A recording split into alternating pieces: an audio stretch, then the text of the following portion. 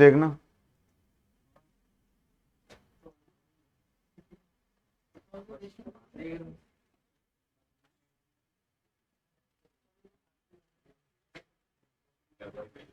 अगर वही जगह कॉलेज जो सेंटर है ना वो मान जाएगा ना सब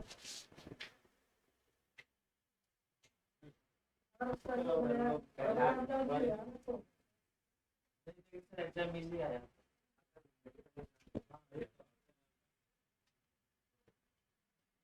चलिए, हेलो बच्चों, कैसे हैं आप सब लोग। स्वागत है क्लासरूम में। लेक्चर 2 है मेजरमेंट का, और पिछले लेक्चर में प्रॉपर्टीज हमने कवर करी थी। इस लेक्चर में भी प्रॉपर्टी देखेंगे और टाइप्स ऑफ इंस्ट्रूमेंट देखेंगे। प्रॉपर्टी पिछले लेक्चर में जो देखी थी वो स्टैटिक प्रॉपर्टीज थी। याद रखिएगा बच्चे, प्रॉपर्टीज भी दो तरीके की होती हैं। एक स्टैटिक प्रॉपर्टी होती है और एक डायनामिक प्रॉपर्टी होती है। मतलब किसी भी इंस्ट्रूमेंट की एक होती है स्टैटिक प्रॉपर्टी, स्थिर प्रॉपर्टीज या स्थिर कैरेक्टरिस्टिक्स जिसे हम लोग बोलते हैं। ठीक है, कैरेक्टरिस्टिक्स। ठीक है, या कह लीजिए कैरेक्टरिस्टिक कितने प्रकार की होती है? दो प्रकार की होती है कैरेक्टरिस्टिक्स। एक स्टैटिक कैरेक्टरिस्टिक और दूसरी बेटा डायनामिक कैरेक्टरिस्टिक।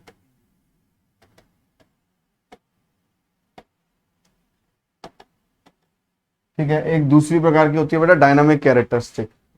अब अगर मैं बात करूं डायनामिक कैरेक्टरिस्टिक की, तो स्टैटिक कैरेक्टरिस्टिक वो जो फिक्स रहेंगी, जिन्हें मतलब नहीं है कि समय के रिस्पेक्ट में, ऐसा कुछ भी नहीं है कि वो समय के रिस्पेक्ट में चेंज होंगी या कम ज्यादा होंगी। याद रखिएगा। तो दो प्रकार की कैरेक्टरिस्टिक्स होती हैं, दो प्रकार के, अगर हम देखें तो विश्लेषण होते हैं, दो प्रकार की गुण होते हैं किसके अंदर,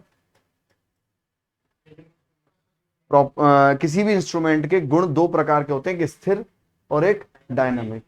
जैसे स्थिर गुण क्या हो गए, एक तरीके से समझें स्थिर गुण क्या हो गए, तो स्थिर गुण हो गए कि वो चाहे काम करें या ना करें, वो कांस्टेंट रहेंगे समय के साथ में, वो होने ही होने हैं, होने ही होने हैं हर हाल में। जैसे डेड जोन हो गया, डेड टाइम हो गया, कोई इंस्ट्रूमेंट इतना टाइम लेगा ही लेगा, चाहे आप उस पर रीडिंग लो या मत लो। ठीक है, वो इतना टाइम लेगा ही लेगा। समय पर निर्भर नहीं करते और ये समय पर निर्भर करते हैं। तो समय पर निर्भर करते हैं मतलब कि जैसे जैसे आप रीडिंग ले रहे होंगे ये बदल रहे होंगे, कम ज्यादा हो रहे होंगे। जैसे एवरेज है एक प्रकार का, आप गाड़ी चलाओगे जिस हिसाब से, उस हिसाब से कम ज्यादा एवरेज होता रहता है। ठीक है, तो ये एक कौन सा एरर हो गया, डायनामिक। मतलब जब चीज चल रही होती है उसके हिसाब से होता है, वो कितना चली गाड़ी, कितने किस हिसाब से चली, उसके हिसाब से एरर कम ज्यादा होता रहेगा। बस ऐसे ही डायनामिक एरर जो है वो समय पर क्या होता है बेटा, ये समय पर it is not dependent on time, समय पर निर्भर नहीं करता, समय पर निर्भर नहीं करता। ठीक है, not dependent on time, depend ही नहीं होता, not dependent on time, not depend on time.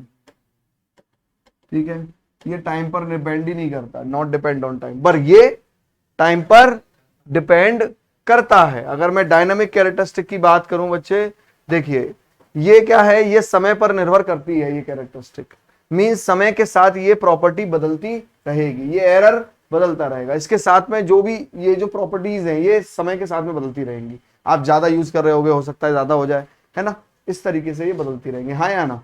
तो लिखेंगे बच्चे फटाफट से। ये एक छोटा सा आप इसमें लिख सकते हैं कि प्रॉपर्टी या फिर गुण दो प्रकार के होते हैं, एक स्थिर गुण और एक डायनामिक गुण। फिर डायनामिक गुण को आप हम लोग एक्सप्लेन करते हुए चलेंगे। जे क्या हाल है बेटा? पूरा लेक्चर देखोगे कि आधे में जाओगे? पूरा लेक्चर देखना।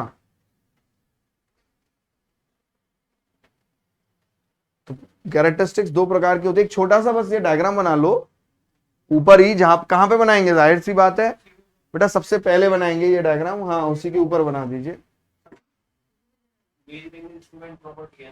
हाँ नहीं बेटा, ये प्रॉपर्टी मेजरिंग इंस्ट्रूमेंट प्रॉपर्टी है, और इंस्ट्रूमेंट मतलब ये कैसे इंस्ट्रूमेंट? हाँ नहीं, तो मेजरिंग इंस्ट्रूमेंट ही पढ़ रहे हैं हम लोग, मेजरिंग इंस्ट्रूमेंट की प्रॉपर्टी है। हाँ, जो मापते हैं उसी की प्रॉपर्टी है। गुड मॉर्निंग जे।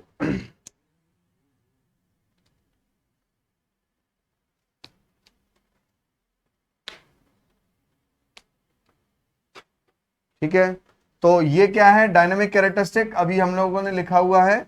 ये तो समय पर निर्भर नहीं करता, मतलब समय पर बिल्कुल भी निर्भर नहीं करती है, कैरेक्टरिस्टिक होनी है तो होएगी।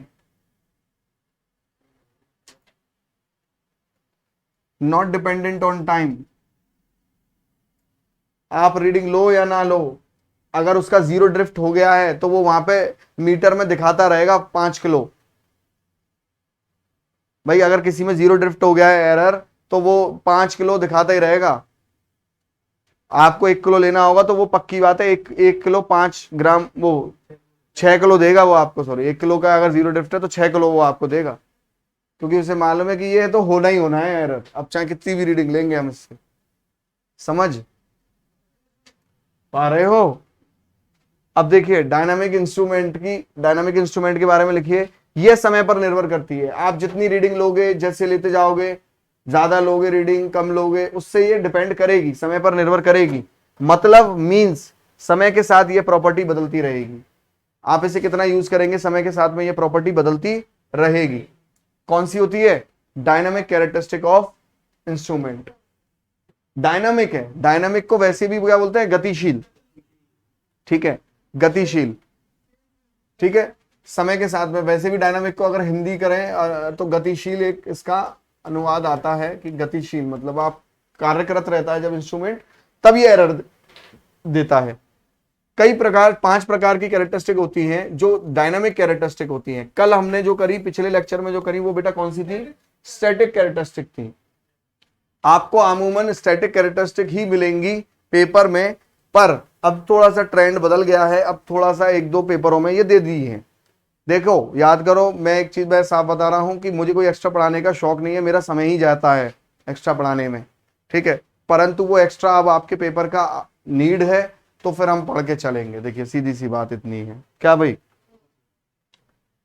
Speed of response, time lag, fidelity, dynamic error और हिस्टेरेसिस, ये कुछ 5 प्रॉपर्टीज होती हैं जो हमने पढ़नी है डायनामिक के तौर पे। आइए एक एक को देखते हैं। स्पीड ऑफ रिस्पॉन्स, किसी भी इंस्ट्रूमेंट का क्या स्पीड होती है रिस्पॉन्स की?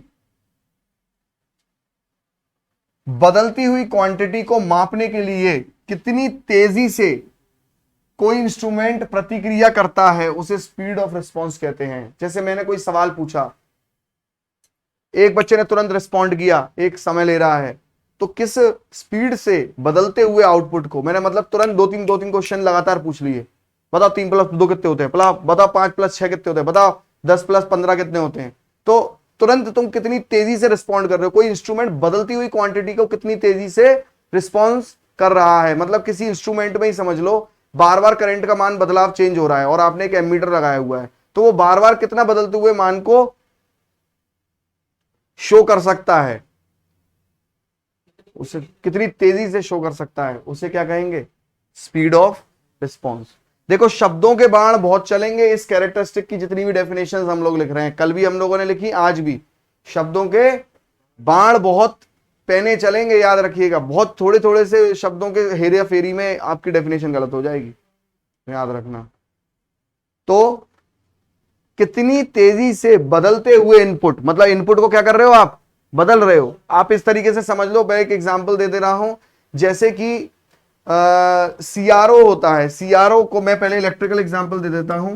सीआरओ होता है, सीआरओ में हम बार बार अलग अलग वेव शेप दे रहे हैं, ठीक है, और उसके हम वोल्टेजेस मेजर कर रहे हैं मान लो, तो बार बार इनपुट में बदलाव हो रहा है, वो कितनी तेजी से यहां पे शो कर रहा है, वो क्या हो गया? Speed of response. ठीक है, स्पीड ऑफ रिस्पॉन्स।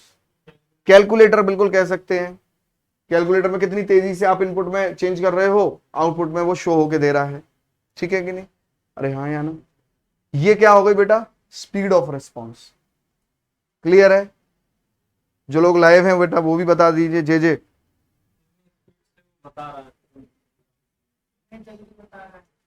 हाँ, कितनी जल्दी बता रहा है या कितनी लेट बता रहा है, कितनी तेजी से रिस्पॉन्स कर रहा है, वो स्पीड ऑफ रिस्पॉन्स हो गया। देखो सबके रिस्पॉन्स अलग अलग होते हैं, ये एक बात ध्यान रखना, ये डायनामिक रिस्पॉन्स है। मतलब आप खुद सोचो, जैसे मैं कहता हूं लाइव रिकॉर्डिंग, लाइव वीडियो और रिकॉर्डेड वीडियो के रिस्पॉन्स अलग आते हैं। आप पेपर में जाते हो तो रिस्पॉन्स अलग होता है, और आप वही घर पे बैठ के टेस्ट दे रहे होते हो आराम से, वो रिस्पॉन्स अलग होता है आपकी बॉडी का। ये देखा है नहीं देखा आप लोगों ने, है कि नहीं? जमीन आसमान का अंतर होता है। आप लाइव में कोई क्वेश्चन लेके आया, मैंने कहा आंसर देने हैं, तो आप थोड़ी दिखाओगे, एक रिस्पॉन्स आपका अलग जाएगा, उस रिस्पॉन्स में हो सकता है आते क्वेश्चन भी गलत हो जाते हैं। और एक रिस्पॉन्स होता है जो तुम रिकॉर्डेड वीडियो में आराम से टांग फैला के देखते हो घर पे, हाँ भाई, लगे लगे 5 मिनट नहीं तो 15 मिनट भी लग गए वीडियो पे, कोई दिक्कत नहीं है, आंसर आया तो ठीक, नहीं आया तो ठीक, कोई कहने सुनने वाला नहीं है, बात खत्म हो गई। वो रिस्पॉन्स, तो ये कौन सा है? डायनामिक, मतलब आप सामने है, मतलब इंस्ट्रूमेंट से लगातार चेंज इन इनपुट को कर रहे हैं, और वो कितनी तेजी से शो कर रहा है। हालांकि हम तो हमेशा चाहेंगे कि वो जल्दी से जल्दी शो करे, मतलब कम से कम समय ले, जल्दी से जल्दी शो करे, ठीक है, हाँ या ना? चलिए आगे चलते हैं। लैग, नाम से पता चल रहा है लैग, ठीक है, पीछे सा होना, मतलब प्रत्येक इंस्ट्रूमेंट इनपुट के बदलाव को आउटपुट पर दिखाने के लिए जो समय लेता है वो लैग होता है। तो प्रत्येक इंस्ट्रूमेंट, ये तो तय है कि हम तो चाहेंगे लैग बिल्कुल ना हो, पर जो लैग होगा, जो समय वो लेगा आउटपुट पर दिखाने के लिए, उसको क्या बोलेंगे? लैग। जैसे पहले एनालॉग मीटर होते थे, वो कैसे मुर्दों की तरह चलते थे, वो चक्री घूम रही है तो घूम रही है कि नहीं? अरे 0 से 1 पर आने के लिए आज समय लेते थे कि नहीं? अरे जैसे आप बिजली का मीटर ही देख लो, कैसे धीरे धीरे करके चक्का घूमता था।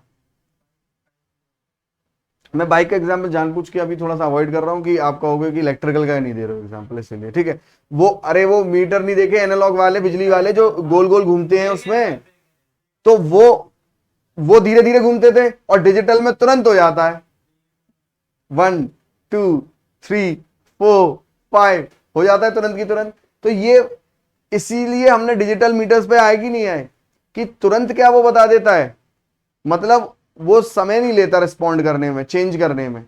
उसी को क्या कहते हैं? जो समय ले रहा है उसी को क्या कहते हैं? लैग। तो प्रत्येक इंस्ट्रूमेंट इनपुट के बदलाव को आउटपुट पर दिखाने के लिए जो समय लेता है वो लैग है। सिंपल है, मैंने तो आपसे पहले ही कहा, मेजरमेंट बहुत इजी है, बस सुनते जाना है बस खाली। तो जो समय ले रहा है वो क्या हो गया बेटा? लैग हो गया। अब एक चीज बताओ, मैंने आपको एक डेड टाइम नाम की चीज बताई थी कि नहीं बताई थी? बताई थी डेड टाइम, ठीक है, हाँ डेड टाइम बताया था कि नहीं बताया था?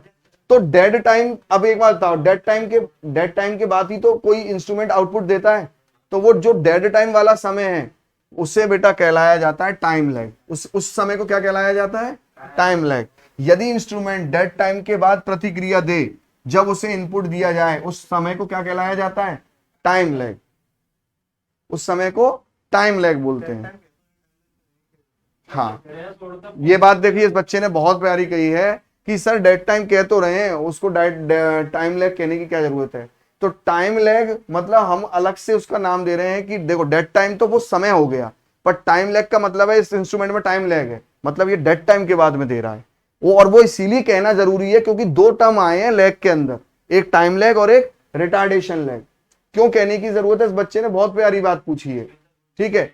क्यों? क्योंकि लैग भी 2 प्रकार के होते हैं। क्या?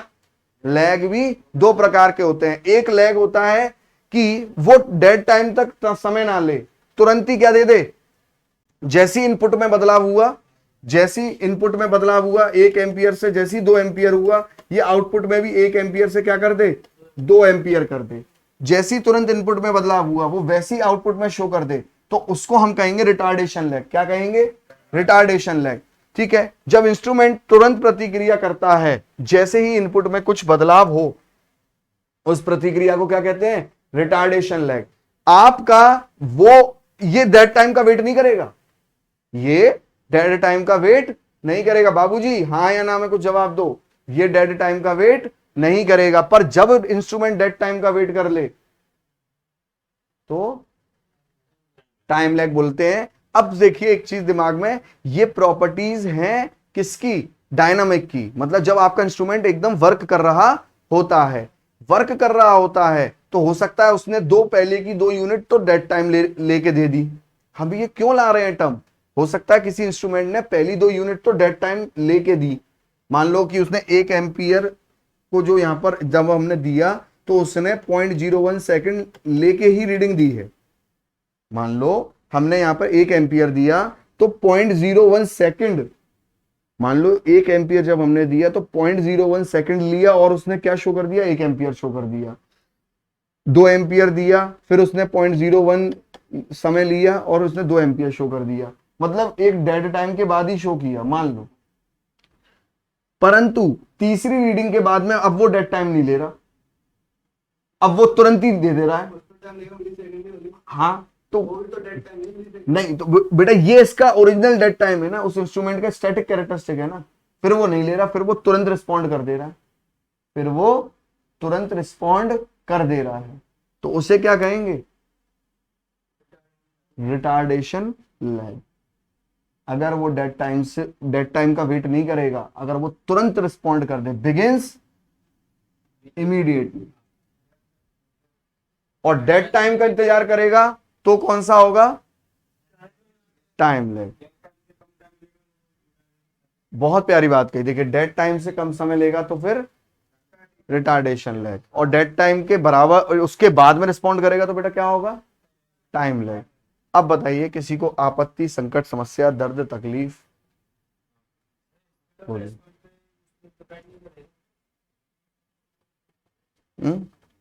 नहीं जैसे अभी हम लोगों ने स्पीड ऑफ रिस्पॉन्स पढ़ा ना, स्पीड ऑफ रिस्पॉन्स जाहिर सी बात है टाइम लैग पर डिपेंड करेगी, मतलब टाइम लैग अगर ज्यादा होगा तो स्पीड ऑफ रिस्पॉन्स कम हो जाएगा। बिल्कुल सही कहा आपने, बिल्कुल प्यारी बात कही आपने। एक बार में एक आदमी, हाँ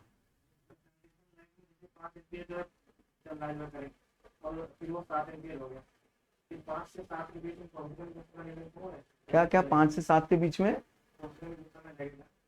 हाँ हाँ हाँ, वो 5 से 7, अगर मैं 5 एम्पियर दे रहा हूं और 7 दे रहा हूं, तो जो मैंने बदलाव किया इनपुट में, तो वो तुरंत कितने समय में शो हो रहा है, क्या वो डेड टाइम का वेट करेगा समय, नहीं, वो रिटार्डेशन में डेड टाइम का नहीं, वो 5 से 7 तुरंत दिखा देगा। परंतु टाइम लैग में क्या होगा, टाइम लैग में क्या होगा, ये वो समय है कि अगर मैंने 5 दिया, अगर मैंने 5 एम्पियर दिया, फिर मैंने 7 एम्पियर दिया, तो टाइम लैग के अंदर ये 5 दिखाया, पर 7 दिखाने में डेड टाइम का अंतर कर देगा, कितना अंतर कर देगा, डेड टाइम का अंतर कर देगा। 5 से 7 दिखाने में कितना अंतर कर देगा, डेड टाइम का अंतर कर देगा।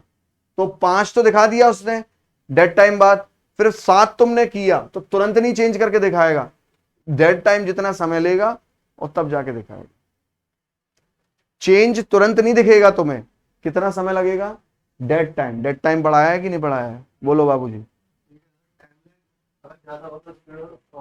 रिस्पॉन्स कम हो जाएगा, ज्यादा ही हुआ, टाइम ज्यादा लगा तो रिस्पॉन्स करने में भी टाइम ज्यादा लगना चाहिए। तो मैं क्या बोल रहा हूँ, ज्यादा ही तो बोल रहा हूँ, मैं कम बोला हूँ, ज्यादा बोल रहा हूँ। नहीं, टाइम लैग अगर आपका ज्यादा होगा तो speed of response, speed of response तो बेटा कम होगा ना, प्रतिक्रिया, प्रतिक्रिया की स्पीड कम नहीं हो जाएगी, स्पीड कम हो जाएगी बेटा। मैंने क्या कहा, शब्दों के बाण चलेंगे यहां पे, बहुत ध्यान से सुनना, अर्थ का अनर्थ हो जाएगा। मैंने इसीलिए पहले कह दिया है, चलाओ ना शब्दों के बाण रे। एक बार में एक आदमी बोल, पहुंचने में लगा समय, टाइम लैग, पहुंचने में लगा समय, हाँ वो टाइम लैग।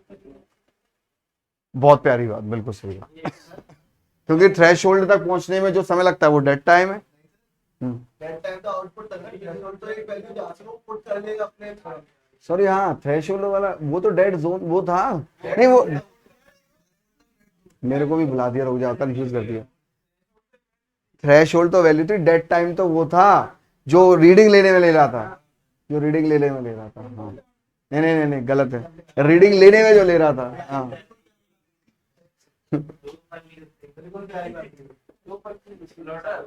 हाँ ये था जो स्पीड ऑफ रेस्पॉन्स था अभी, तो उसमें आपने बताया था कि स्पीड ऑफ रेस्पॉन्स वो टाइम होता है जैसे कि change in response with respect to change output with respect to input.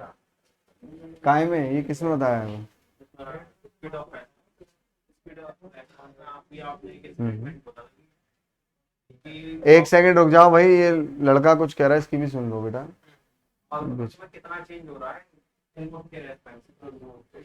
मैंने ये बोला है इसमें कि आउटपुट में कितना चेंज हो रहा है इनपुट के रिस्पेक्ट में, स्पीड ऑफ रिस्पॉन्स में। क्या कह रहे हैं? मैंने ये कहा है कि कितना समय लेता है, हाँ कितनी तेजी से रिस्पॉन्ड करता है इनपुट के बदलाव को। तुम सेंसिटिविटी घूम रही है तुम्हारे दिमाग में। मैं बता रहा हूं प्रॉपर्टी दिखने में ऐसी लगेगी तुम्हें बहुत सुंदर है, पर सुंदर तुम समझ रहे हो बेटा खतरनाक होता है हमेशा। हाँ मैं बता रहा हूं इन सब प्रॉपर्टीज में एक बारीक चादर जितना अंतर है बस।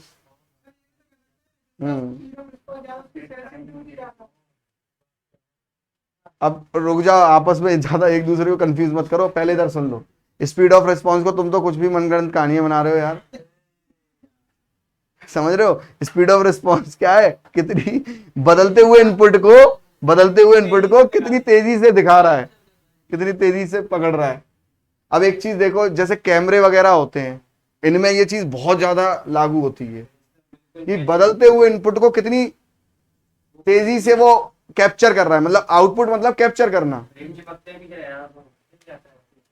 ठीक है, पहले कैमरे में क्या होता था, मोशन करते थे तो नई क्लिक अच्छी आती, तुम महंगे से महंगा लो तो तुम देखो, तुम कितनी कलामुंडी खा लो, सब चीजें। चलो अभी अभी पहले इसकी बात करते हैं, सुनो ये क्लियर है कि नहीं क्लियर है ये बताओ भैया, बाबूजी बताइए, जो लोग लाइव है वो बताइए। ठीक है, तो कंफ्यूज नहीं होना बेटा, लैग दो प्रकार के, टाइम लैग एक डेड टाइम के बाद ही वो रीडिंग देगा इनपुट के बदलने पे, और रिटार्डेशन लैग जो तुरंत दे देगा, बस इतनी सी बात है। और मुझे तुमसे, चलिए डायनामिक एरर बताइए, डायनामिक एरर क्या है सुनिए। जो नॉर्मल एरर पढ़ा था हमने बेटा, डायनामिक नॉर्मल एरर क्या पढ़ा था?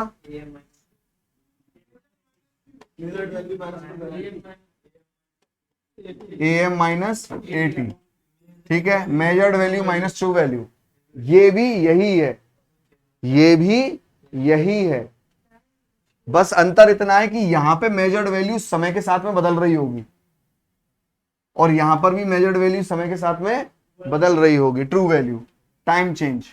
कई प्रकार के इंस्ट्रूमेंट हैं जो समय के साथ में बदलती हुई रीडिंग लेते हैं, जैसे फॉर एग्जाम्पल हवा, जैसे विंड को नापने वाले इंस्ट्रूमेंट जो होते हैं। अब हवा तो हर समय अलग अलग बदल रही है, तो वो जो रीडिंग ले रहे हैं वो कैसी ले रहे हैं भाई, बदलता हुए मेजर्ड रीडिंग ले रहे हैं, और बदलती हुई ट्रू रीडिंग होगी उसकी, बदलती हुई ट्रू रीडिंग होगी कि नहीं होगी।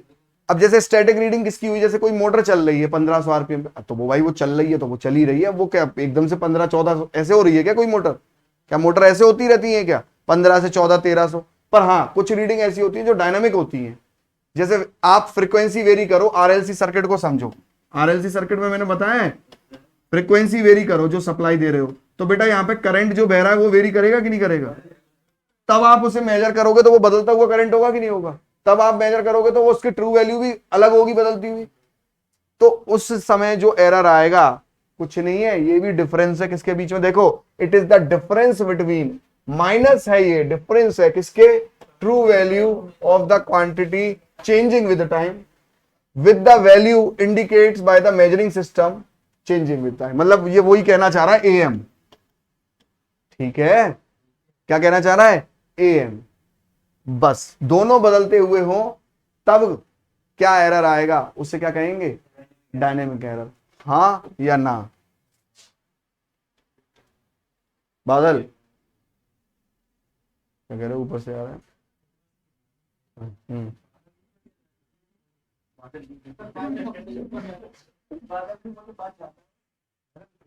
अच्छा हाँ बोलिए, समझ पा रहे हो कि नहीं? ठीक है, चलिए अब आते हैं फिडिलिटी। किस पर आते हैं? फिडिलिटी। आप सबसे अनुरोध है, जो हिंदी प्रेमी भाषी, हिंदी भाषी जो स्टूडेंट हैं, हिंदी प्रेमी जो हैं, कि प्लीज इस बात को मेरी समझें। मैंने हिंदी में तो यहाँ लिखवा दिया है, परंतु ये नाम आपको वहां पे अंग्रेजी में ही मिलेगा। ये बहुत बहुत मेरे से आपसे अनुरोध है इस बात का।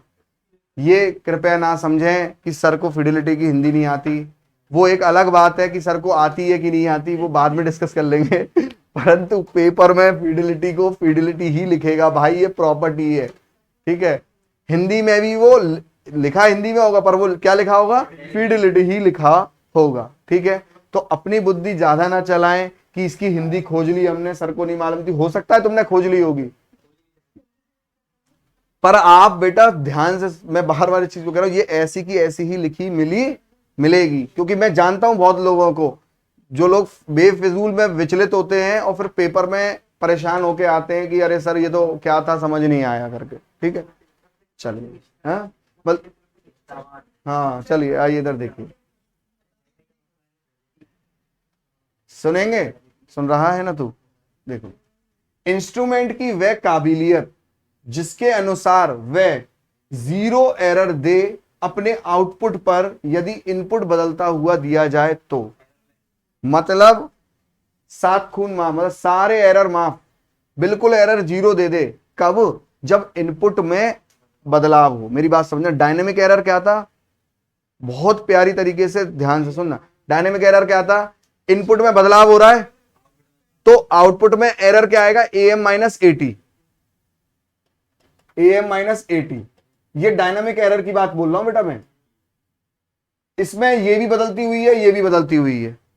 अब ये फिडिलिटी का मतलब ये है कि ये दोनों बदलते हुए हों, जो भी है, पर एरर हमारा क्या आ जाए, ये यही एरर क्या आ जाए, 0।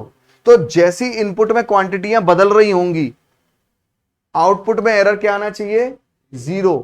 इसको क्या बोलते हैं, फिडिलिटी। तो it is defined as the degree to which a measuring instrument is capable of faithfully reproducing the changes in input without any dynamic error, बिना किसी डायनामिक एरर के। अरे बाबूजी, डायनामिक एरर समझा दिया कि नहीं समझा दिया, कोई डायनामिक एरर ना हो, बदलते हुए इनपुट के लिए कोई भी एरर ना शो करे, उसे क्या कहेंगे, फिडिलिटी, उसे कहेंगे फिडिलिटी। अरे हाँ या ना, जल्दी से देखो ना बेटा, लिख लो इसको जल्दी से। अगर इसकी हम लोग हिंदी देखेंगे फिडिलिटी की,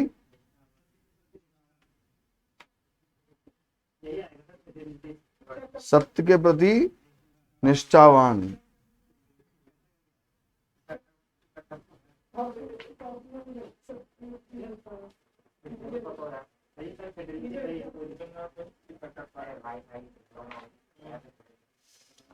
इतना क्लियर है भैया सबका, मुझे हाँ या ना चाहिए। जो लोग लाइव हैं बेटा वो भी तुरंत अपनी बात हाँ या ना में कह सकते हैं, नहीं है तो नहीं बोलिए, और प्रॉब्लम है तो क्या है वो बताइए जल्दी से।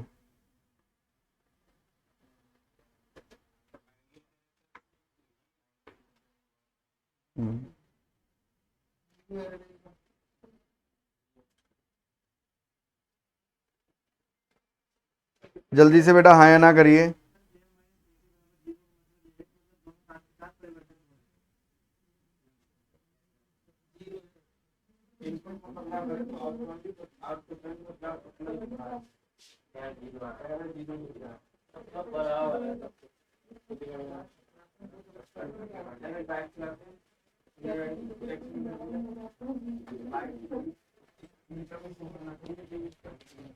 चलें चलें, अब जैसे एक चीज मैं आपको बताऊं, फिडिलिटी के लिए एक दिमाग में अभी आया मेरे एग्जाम्पल।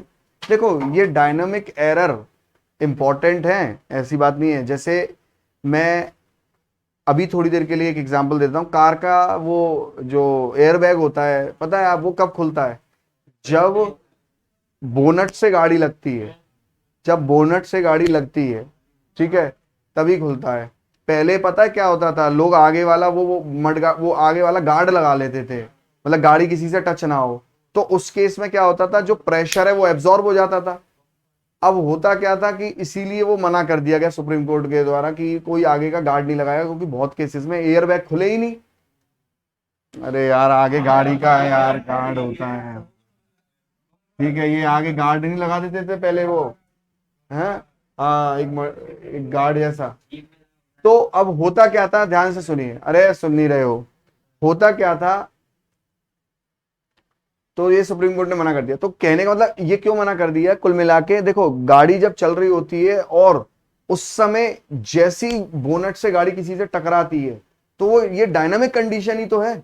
और उस डायनामिक कंडीशन में मान लो एक एग्जांपल दे रहा हूं कि 200 की स्पीड से जब गाड़ी टकराएगी तो एयरबैग खुलेगा, कंपनी ने कहा है। पर मान लो एरर हो गया और जो गाड़ी ने रीड किया वो 198 रीड किया, तो एयरबैग खुलेगा ही नहीं।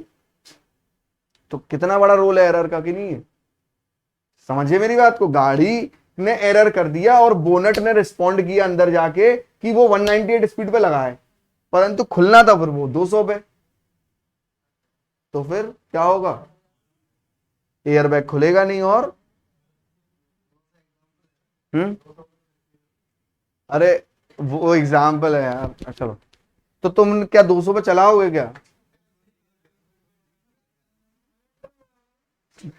चलो आइए देखिए, ठीक है, क्लियर है। तो ऐसे कई, जैसे हम लोग, अब मैं आपको एक बात बताऊं, जैसे इलेक्ट्रिकल का एग्जांपल दूं, तो जैसे बड़े बड़े जो प्रोजेक्ट्स होते हैं, जैसे मिसाइल लॉन्च हो रही है, अब उसमें मान लो कोई एरर आ जाए कि भाई करंट की जो है रीडिंग बदलती, मान लो करंट बार बार बदल रहा है, जैसे कोई मिसाइल ऊपर जा रही है तो लगातार, एक बात बताओ, वो कितनी ऊपर जा रही है, डेफिनेटली वहां पर स्पीड का कन्वर्जन करंट के फॉर्म में हो रहा होगा, तभी तो रीड कर रहे होंगे। एक बात बताओ, स्पीड का फॉर्मेशन किस में हो रहा होगा? करंट की फॉर्म में हो रहा होगा, तो रीड कर रहे होंगे। तो ऐसी स्थितियां जिसमें डायनामिक होती हैं, बदलती हुई होती हैं, तो फिर क्या होगा? अगर वो गलत रीड कर जाएगी तो नीचे डेटा गलत आएगा, तो पता चला मिसाइल लॉन्चिंग की कहीं की जानी थी, कहीं पहुंच गई।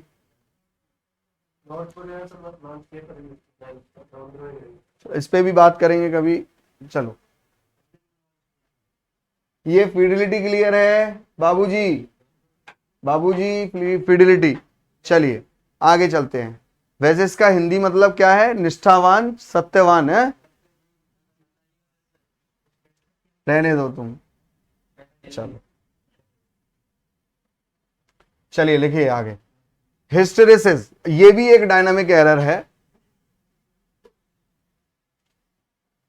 ये थोड़ा सा मैं लिखवा देता हूं फिर समझा देता हूं, ठीक है। यदि इंस्ट्रूमेंट को बार बार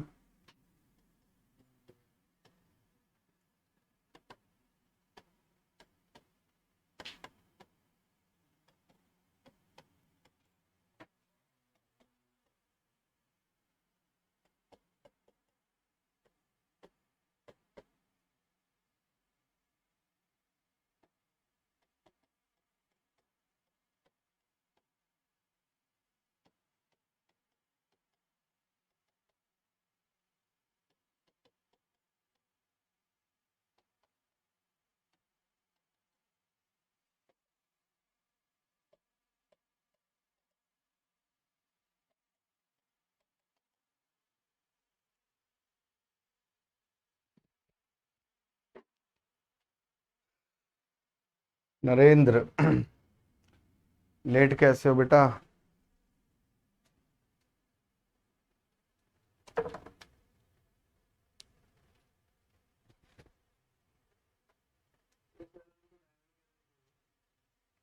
हाँ बेटा।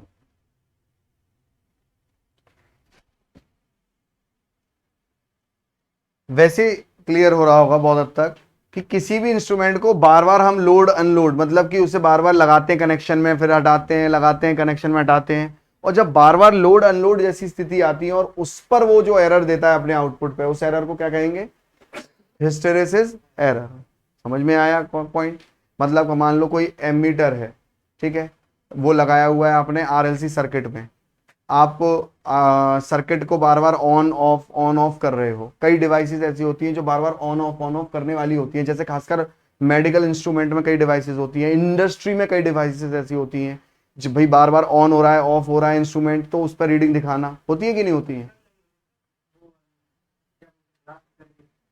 हाँ ब्लास्ट है। हाँ, तो वो मेजर थोड़ी कर रही है बेटा कुछ। हाँ, तो वो सर्च करंट मेजर, वो हाई वोल्टेज पैदा करती है, हाई वोल्टेज पैदा करती है। हाँ, फिर वो पैदा करती है। अब अच्छा।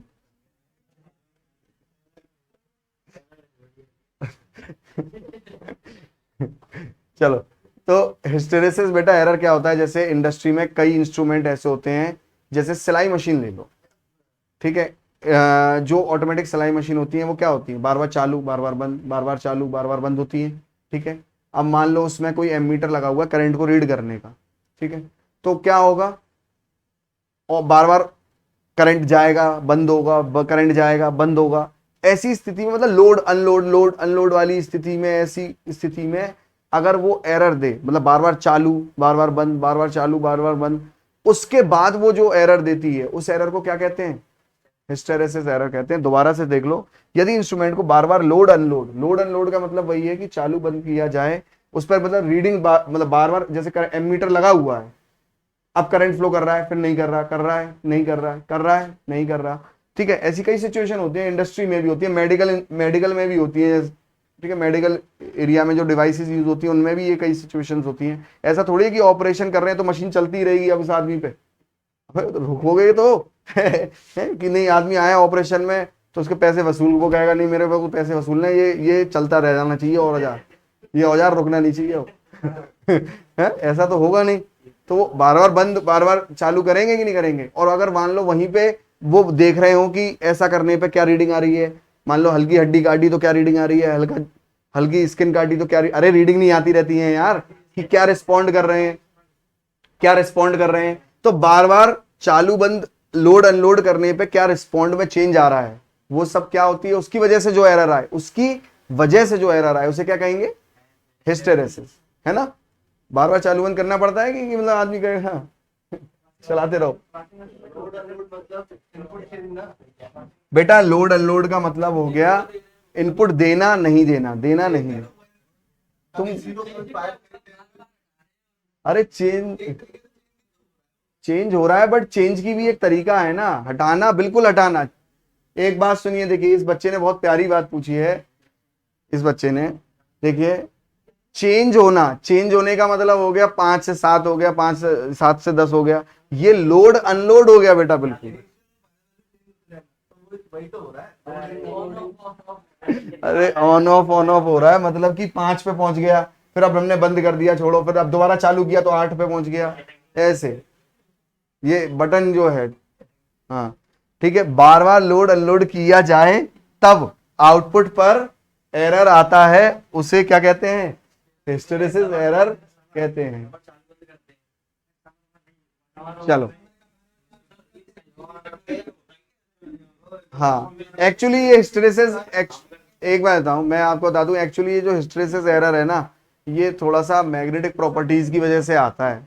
किसकी प्रॉपर्टीज की वजह से, अंदर इंस्ट्रूमेंट में जो मैग्नेटिक फंक्शंस होते हैं ना, उसकी वजह से आता है, इसीलिए इसका नाम हिस्टेरेसिस है।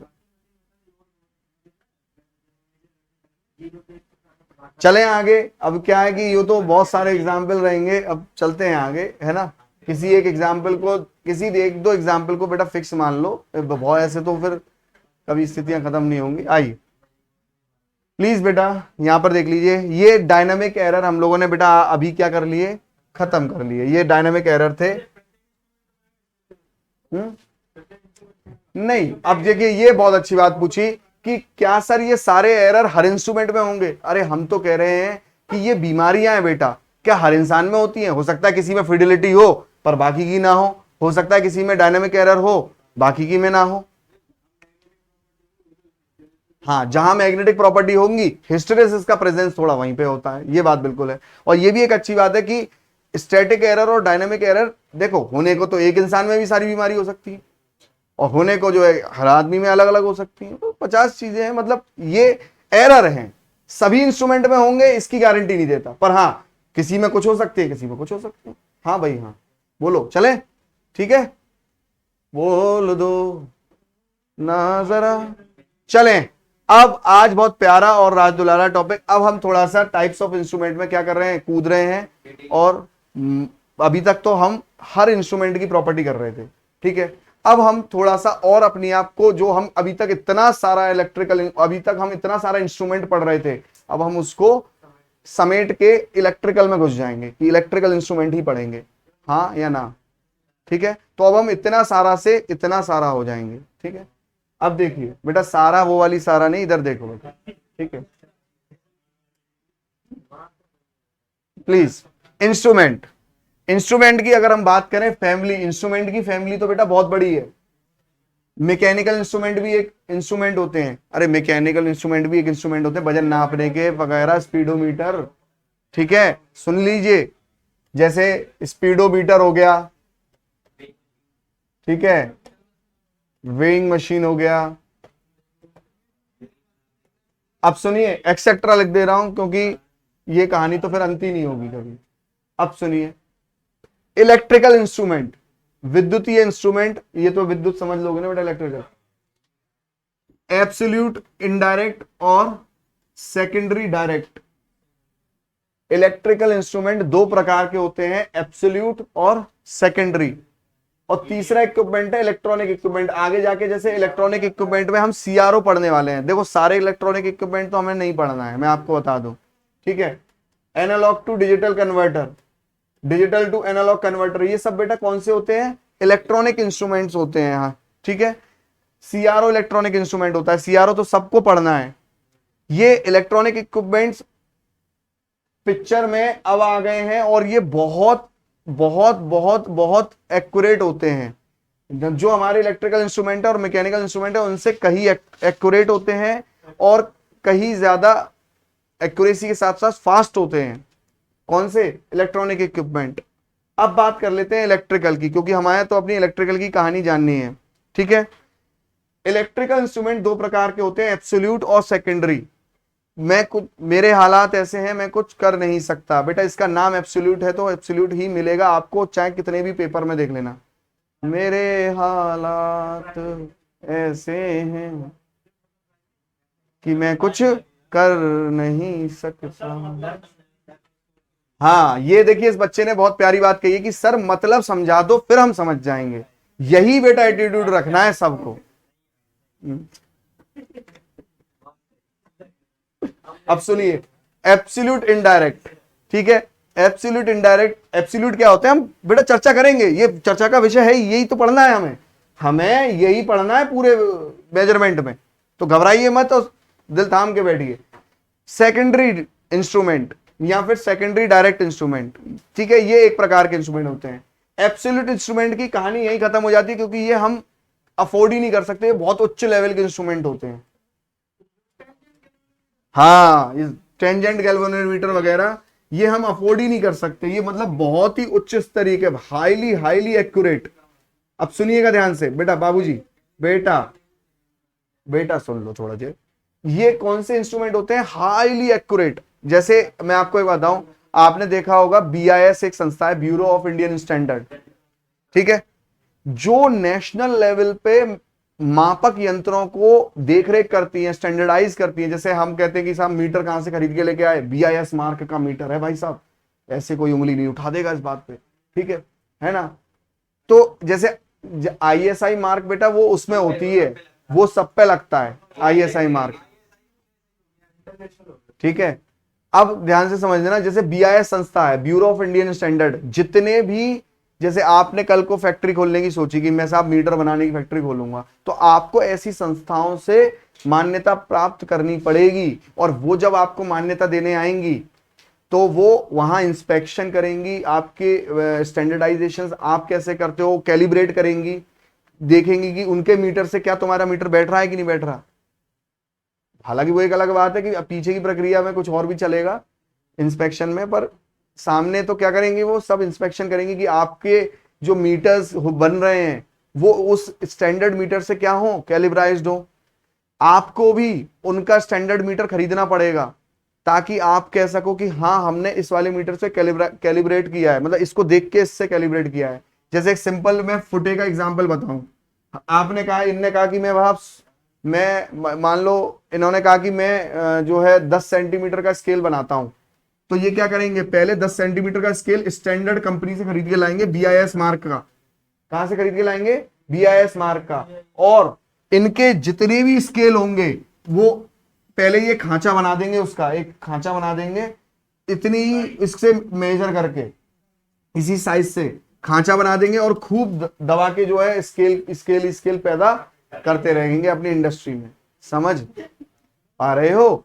तो ये क्या होता है बेटा, ये BIS मार्क के तुम्हें लेने पड़ेंगे। क्यों? क्योंकि ये बहुत क्या होते हैं, एक्यूरेट होते हैं। बहुत क्या होते हैं, एक्यूरेट होते हैं। अब सोचो BIS मार्क तो इंडिया के लेवल की बात कर रहा हूं, BIS तो फिर भी इंडिया के लेवल का है। इंटरनेशनल लेवल के जो होते हैं स्टैंडर्ड, उनकी जो भी इंस्ट्रूमेंट होते हैं, उनके जो भी इंस्ट्रूमेंट होते हैं, वो सब किस में आते हैं? वो सब एब्सोल्यूट, वो सब किस में आते हैं? एब्सोल्यूट में। सेकेंडरी इंस्ट्रूमेंट कौन से होते हैं? जो आप और हम सब तक पहुंच में हैं। याद रखिएगा, सेकेंडरी इंस्ट्रूमेंट ही इस्तेमाल करते हैं हम सब बेटा इस पहुंच में है ही नहीं है। एब्सोल्यूट हमारी पहुंच से बाहर है। सेकेंडरी इंस्ट्रूमेंट दो तरीके के होते हैं, एनालॉग और डिजिटल। एनालॉग इंस्ट्रूमेंट आप बहुत बखूबी जानते हैं, जो सुई वाले इंस्ट्रूमेंट होते हैं एनालॉग, वो एनालॉग होते हैं। जरूरी नहीं सुई वाले ही हो, जैसे बिजली का मीटर है उसमें थोड़ी सुई होती है, पर वो क्या है, गोल चक्का घूमता रहता है, रीडिंग यू करके घूमता रहता है कि नहीं, वो कौन से में आएंगे? एनालॉग में आएंगे। ठीक है, डिजिटल आप जानते ही हैं। फिर एनालॉग दो प्रकार के होते हैं, डिफ्लेक्टिंग और नल टाइप। अब देखो ये चीजें हम बाद में बात करेंगे, पहले इतनी पिक्चर क्लियर है बेटा? तो ये टाइप्स ऑफ इंस्ट्रूमेंट का बस आपने चार्ट बनाना है, जिसको आपने अपने घर की दीवार पे टांग देना है। ठीक है, क्लियर है इतना पॉइंट? किसी को कोई दर्द तकलीफ, जो लोग लाइव हैं बेटा?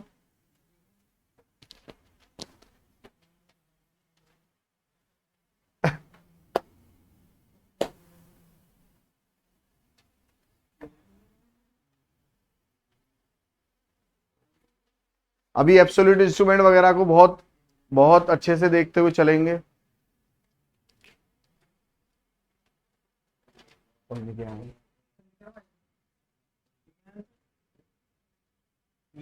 पहले से निकलवा दी।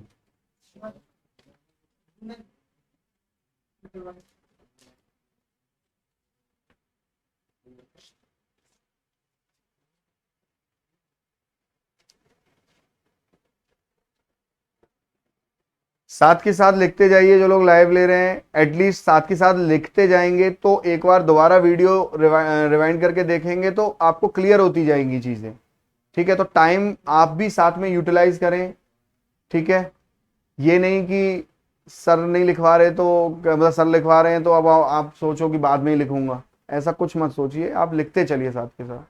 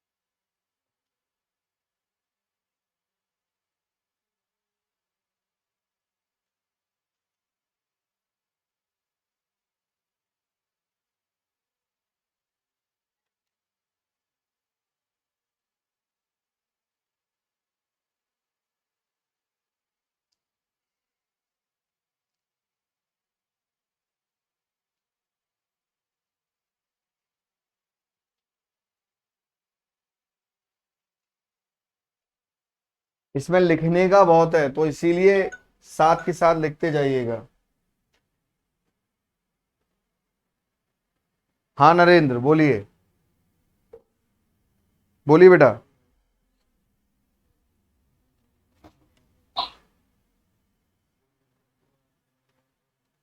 बताइए बताइए, कुछ पूछना चाहते हैं तो बेटा कमेंट कर लीजिए, कमेंट कर लीजिए कुछ पूछना चाहते हैं तो।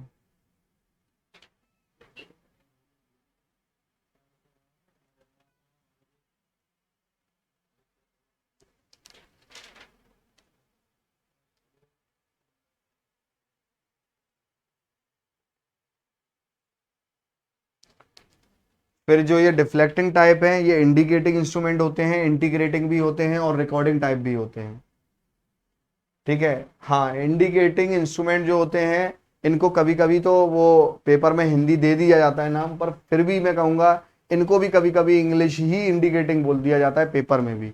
हालांकि इसे कुछ विक्षेपता, पता नहीं विक्षेप, वो दर्शान कुछ है, हाँ संकेतक कुछ ऐसे। तो आप इसे इंडिकेटिंग ही पढ़िए, और इंडिकेटिंग जो समझाऊं उसे समझ लीजिए, बात खत्म होती है। कंफ्यूजन तो वहां आती है कि पहले कुछ पढ़ा था सर, अब कुछ और पढ़ रहे हैं। तो पहले तो कुछ पढ़ा ही नहीं था, तो टेंशन तो लेनी नहीं है क्या भाई, लेनी है क्या? अच्छा,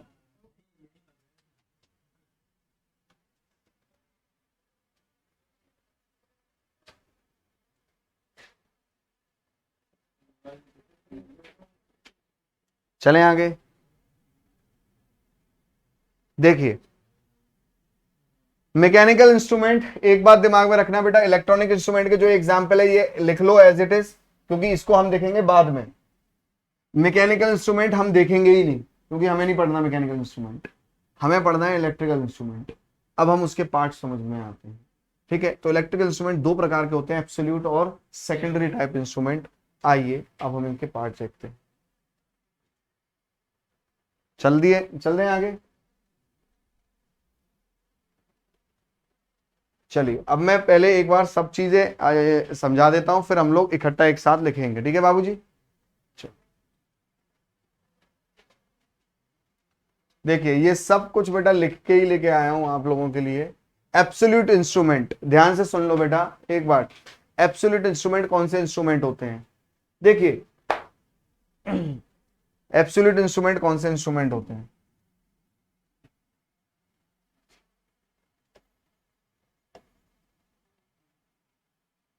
एब्सोल्यूट इंस्ट्रूमेंट कौन से इंस्ट्रूमेंट होते हैं? देख लो ध्यान से थोड़ा सा। देखिए, ये वो इंस्ट्रूमेंट होते हैं, ये वो इंस्ट्रूमेंट होते हैं, ये वो इंस्ट्रूमेंट होते हैं जो रीडिंग जब देते हैं तो डायरेक्टली नहीं देते। जैसे फॉर एग्जांपल सेकेंडरी इंस्ट्रूमेंट है, ठीक है। सेकेंडरी इंस्ट्रूमेंट ऐसे इंस्ट्रूमेंट हैं, ये डायरेक्ट रीडिंग देंगे, तुरंत क्या दे देंगे? रीडिंग। जैसे कि फॉर एग्जांपल एम मीटर हो गया, वोल्ट मीटर हो गया, एनर्जी मीटर हो गया, ठीक है, वॉट मीटर हो गया। ये क्या है? डायरेक्ट रीडिंग दे देंगे। आपको करंट नापना है, ठीक है, करंट 5 एम्पियर। वोल्ट मीटर नापना है, ठीक है, वोल्टेज 10 वोल्ट। एनर्जी मीटर, मान लो आपको यूनिट नापनी है, सीधी यूनिट, हाँ भाई 10 किलोवाट आवर यूनिट हो गई। जो डायरेक्ट रीडिंग देते हैं वो कौन होते हैं? सेकेंडरी इंस्ट्रूमेंट होते हैं।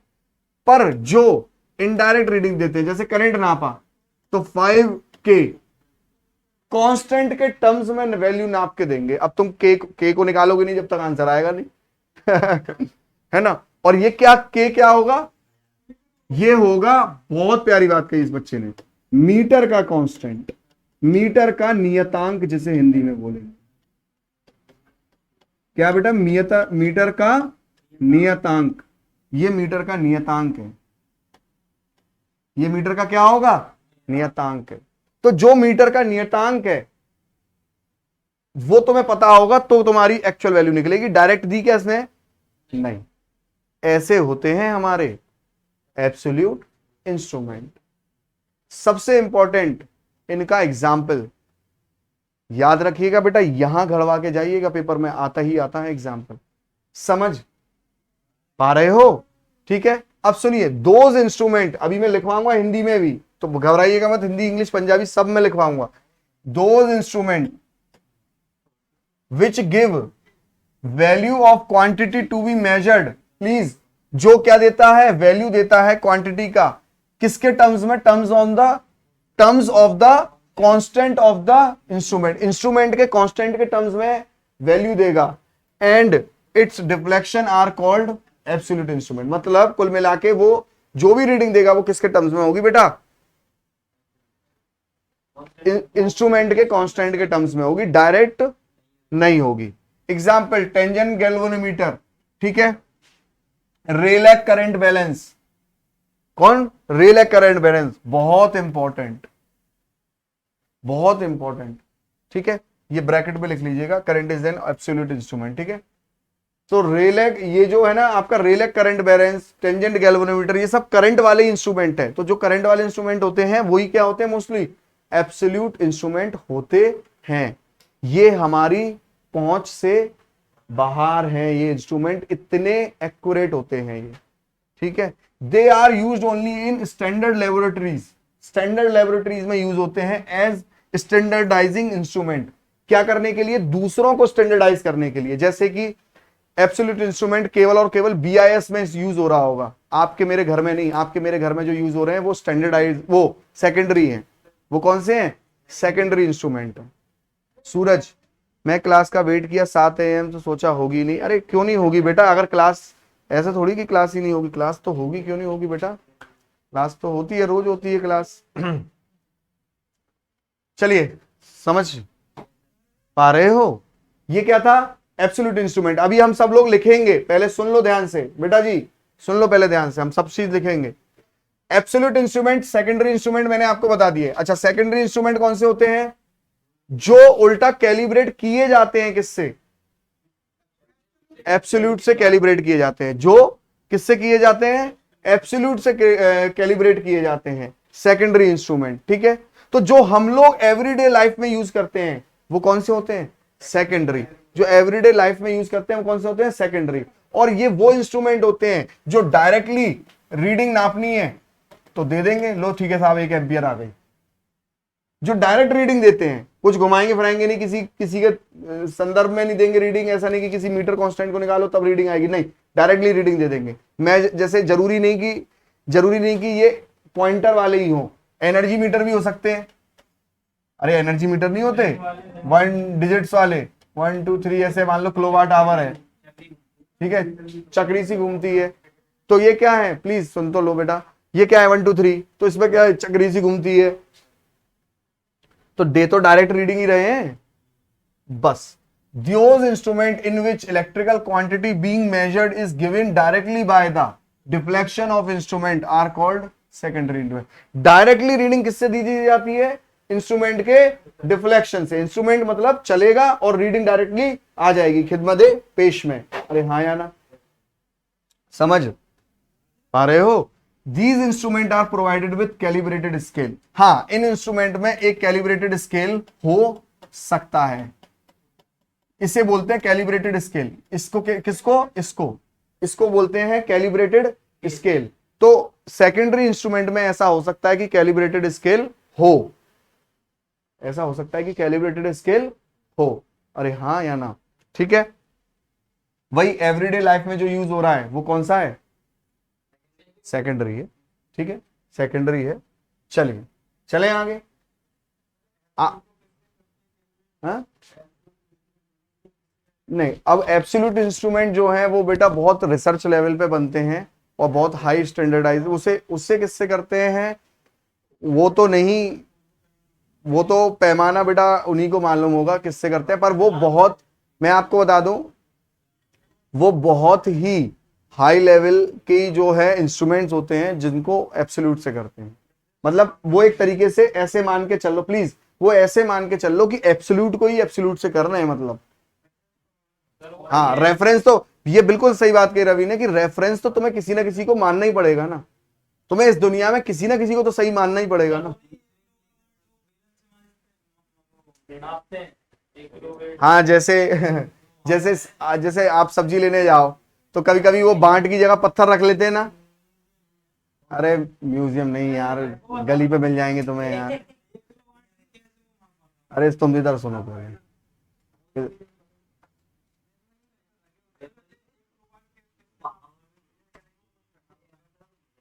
हाँ तो मैं वही तो बोल रहा हूं, उन्होंने किसी को तो रेफरेंस माना था ना, आपने किसी ना किसी चीज को एब्सोल्यूट के लिए भी रेफरेंस तो मान के चलोगे ना, बस वही चीज है।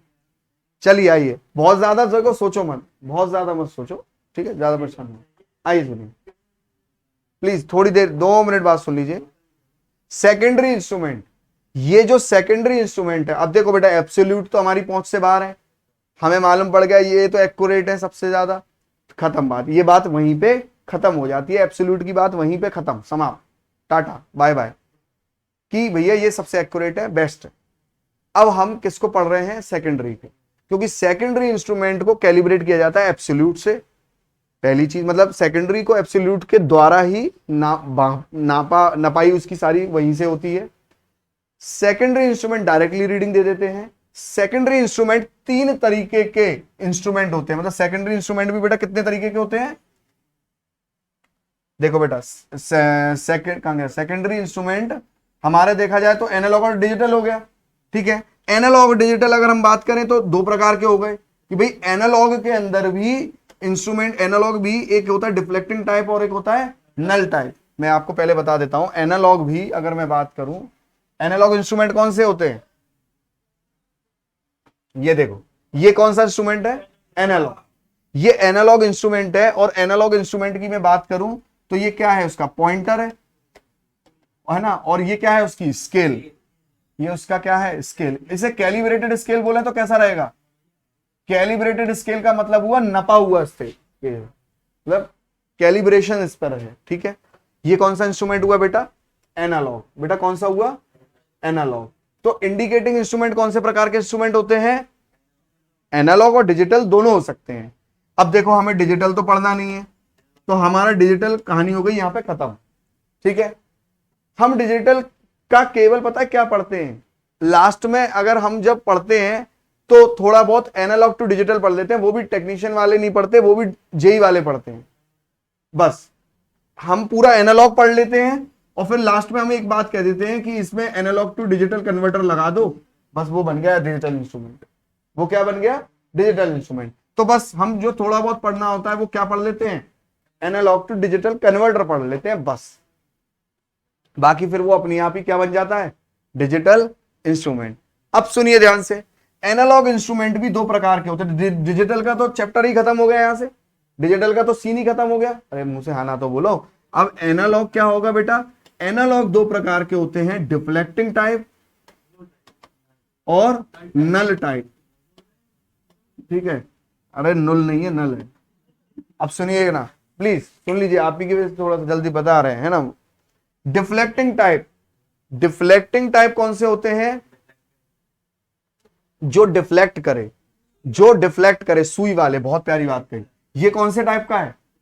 डिफ्लेक्ट वाला। इसमें सुई क्या करेगी? ट्विंग, सीधी जाके ये 200 पे पहुंच जाएगी और तुम क्या कह दोगे? 200 वोल्ट हो गया है या 200 एम्पियर हो गया है। अरे हाँ या ना? तो एनालॉग इंस्ट्रूमेंट कौन से होते हैं? Deflecting type. और नल टाइप भी होते हैं। नल टाइप वाले पता है कौन से होते हैं? व्हीट स्टोन ब्रिज, जिसमें व्हीट, बेटा ऐसा तो नहीं पढ़ाया नहीं है। व्हीट स्टोन ब्रिज में क्या होता है? बीच में गैल्वेनोमीटर रहता है। अगर वो नल पे पहुंच गया तब जाके मेजर करते हैं। जब वो जीरो पे पहुंच गया, नल मतलब बेटा होता है जीरो, नल का मतलब हो गया जीरो। जब उसका पॉइंटर जीरो पे होता है तभी तो तुम वैल्यू नापते हो रेजिस्टेंस की। अरे यार, तभी तो दोनों साइड के आर्म रेजिस्टेंस बराबर होते हैं, तभी तो ब्रिज बैलेंस माना जाता है। उन्हें क्या बोलते हैं? Null type. आपके यूपीपीसीएल के पेपर में आया था कि कौन से इंस्ट्रूमेंट सबसे एक्यूरेट होते हैं, तो नल टाइप इंस्ट्रूमेंट सबसे क्या होते हैं? एक्यूरेट होते हैं। याद रखना, नल टाइप इंस्ट्रूमेंट सबसे ज्यादा एक्यूरेट होते हैं बेटा, इससे डिफ्लेक्टिंग से। अरे यार, एब्सोल्यूट से कैसे हो जाएंगे यार?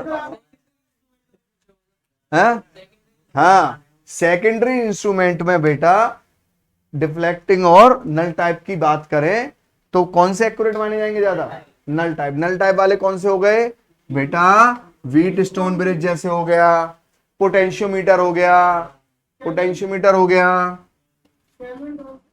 हाँ बेटा, ब्रिज जितने भी हैं वो सब नल टाइप ही हैं। ब्रिज जितने भी हैं वो सब क्या है बेटा? नल टाइप है। इतने, हाँ तो बेटा वो ब्रिजेस सब कह तो रहा हूं जीरो, सब ब्रिजेस जीरो नल टाइप हैं। सारे ब्रिजेस क्या हैं बेटा? वो नल टाइप हैं। नल टाइप क्यों कह रहे हैं? क्योंकि उनका गैल्वेनोमीटर जब जीरो पे आता है, जब गैल्वेनोमीटर में कोई विस्थापन नहीं होता है, तभी तो रीड करता है। सब भूल गए यार, तुम धुंधला पड़ गया है तुम। यहां पर गैल्वेनोमीटर नहीं होता था, जब तक ये जीरो पे नहीं आता था क्या रीडिंग लेते थे? कैसे देख रहे हो यार?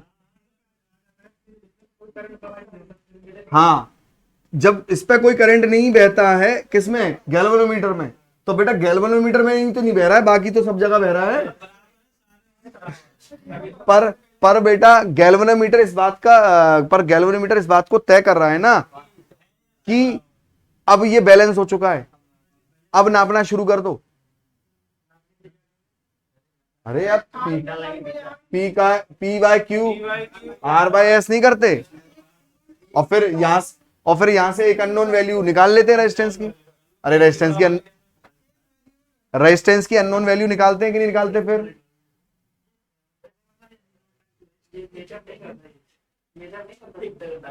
पहली चीज तो ये नुल टाइप क्यों बोल रहे हो बार बार?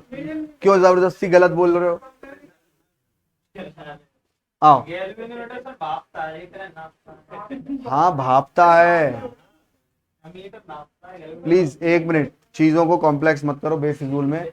जो जो पॉइंटर है, जो पॉइंटर है, प्लीज 2 मिनट बात सुनिए। जो पॉइंटर है ये जब नल पे पहुंच जाता है, 0 पे पहुंच जाता है, तब जाके हम रीडिंग शुरू करते हैं ना, बस बात खत्म हो गई। ठीक है, तो ये क्या होते हैं? डिफ्लेक्टिंग वाले से ज्यादा एक्यूरेट होते हैं, ये दिमाग में रखना ये चीज। ठीक है, ये चले आगे। तो बस इन्हीं बातों को हम लोग क्या करेंगे? लिखते हुए चलेंगे। परंतु यहां से अब समझना, नल टाइप को भी हम लोग पढ़ेंगे और डिफ्लेक्टिंग टाइप को भी हम लोग पढ़ेंगे। डिफ्लेक्टिंग टाइप में एक बात जान लीजिए बस,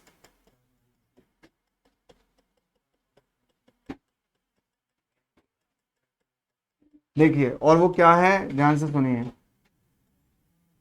ये पॉइंटर है, ये पॉइंटर को जब हम 0 पोजीशन से, ये कौन सी पोजीशन पे होगा? 0 पे होगा या फिर इनिशियल पोजीशन पे होगा? अरे यार 0 पोजीशन या इनिशियल पोजीशन पे होगा। वो पॉइंटर, वो पॉइंट, अब देखिए ये जो डिफ्लेक्टिंग इंस्ट्रूमेंट है ना, डिफ्लेक्टिंग इंस्ट्रूमेंट है ना, इनको काम करने के लिए 3 प्रकार के बलागुण की जरूरत होती है। 3 प्रकार के क्या? टॉर्क की जरूरत होती है, 3 प्रकार के बलागुण की जरूरत होती है। मैं फिर से रिपीट कर रहा हूं, जो ये डिफ्लेक्टिंग इंस्ट्रूमेंट है इनको 3 प्रकार के टॉर्क की जरूरत होती है। बस कहानी यहीं तक है। क्या? ये तो एक पॉइंटर है, पॉइंटर को जैसी आप 0 पोजीशन से मान लो 5 एम्पियर पर रीड कराना है, वहां तक पहुंचाने के लिए, उठाने के लिए कोई टॉर्क लगाओगे तो उसे क्या बोलेंगे? Deflecting torque. अब ये 5 पे ही रुके, इसकी क्या गारंटी है? मान लो किसी ने मुझे धक्का दिया, अब मैं आगे जाके सीधा गिर पड़ू फुल स्केल वैल्यू पे। कहां पे? फुल स्केल वैल्यू पे। ये हो सकता है पॉइंटर डायरेक्ट यहीं पे पहुंच जाए ना, फुल स्केल वैल्यू पे पहुंच जाए, परंतु ये रुके किस पे? 5 पे ही। इसके लिए मुझे यहां पर equal and opposite force torque लगाना पड़ेगा, जिसको मैं बोलूंगा कंट्रोलिंग टॉर्क। समझिए, मैं यहां से चला, मैं इधर चला, मैं उधर चला, ना जाने कहां फिसल गया। मतलब जब मैं इधर चला तो किसी ने मुझे यहां से धक्का दिया होगा सेम फोर्स से, तभी तो रुकूंगा एक जगह।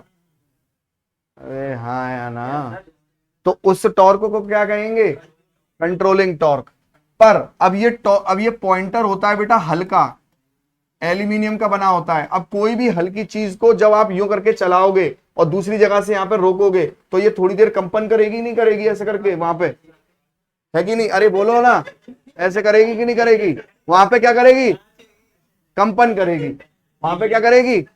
कंपन करेगी। और जो कंपन प्लीज, जो कंपन रोकने के लिए टॉर्क लगता है उसे हम बोलते हैं डैम्पिंग टॉर्क।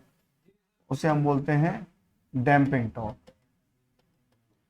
याद रखना, ये जो डैम्पिंग टॉर्क है ये अनिवार्य टॉर्क नहीं है, ये केवल और केवल कंपन रोकता है। अगर आपकी कंपन नहीं रुकी, मान लो आप थोड़ी देर बाद कंपन रुक जाएगी तो क्या होगा? थोड़ी देर बाद रीडिंग ले लेना, मतलब टाइम ज्यादा लगेगा। तो ये अनिवार्य नहीं है। पर डिफ्लेक्टिंग टॉर्क अनिवार्य है क्योंकि उसे पॉइंटर को 0 से 5 एम्पियर पे जाना है। टीसी अनिवार्य है क्योंकि उसे वहां पर रोकना है 5 एम्पियर पे। पर डैम्पिंग टॉर्क अनिवार्य टॉर्क नहीं होता, नहीं तो ये क्या है? ये कंपन करती रहेगी तो ज्यादा से ज्यादा क्या होगा? ये यहां पे हिलती रहेगी, हिलती रहेगी तो क्या होगा? गलत रीडिंग ले जाएगा आदमी, मतलब एरर बढ़ जाएगा। और नहीं तो क्या होगा? टाइम लगेगा कि थोड़ी देर इंतजार करते रहो भाई। हाँ बेटा, रुकेगी, समय लेगी, क्योंकि घर्षण रुकेगी। क्यों? क्योंकि घर्षण तो लगेगा ना बेटा, घर्षण तो रोक ही देगा ना इसे। टीडी और टीसी रुकना तो है ही है, और साथ में उधर जो कंपन करेगी तो घर्षण तो लग रहा होगा ना, फ्रिक्शन तो लग रहा होगा ना। अब यार फ्रिक्शन अच्छी अच्छी चीजों को रोक देता है यार, रुक जाएगा फ्रिक्शन। परंतु क्या लगेगा? समय। क्या लगेगा? समय। नहीं तो तुम क्या कर दोगे? एरर से रीडिंग ले जाओगे, क्योंकि वो यूं यूं करके चलेगी। तो समझ में आई पिक्चर पूरी? बस अब इसी चीज को लिखना है हमें। हाँ तेज बोलो, क्या कह रहे हो? डैम्पिंग टॉर्क तुरंत रोक देता है, कंपन नहीं करने देता है। बहुत प्यारी बात है बहुत। ये बेटा ब्रेक नहीं है, ये ब्रेक के बाद में जो गाड़ी घिसटती हुई जाती है वो है ये। हाँ, यहां तक पॉइंट में कोई दिक्कत है तो बताओ, अब तो सीधा लिखेंगे बस हम ईमानदारी से। बाबूजी, नरेंद्र, चलिए, वैसे कोई बहुत टफ टॉपिक होता नहीं है, ठीक है।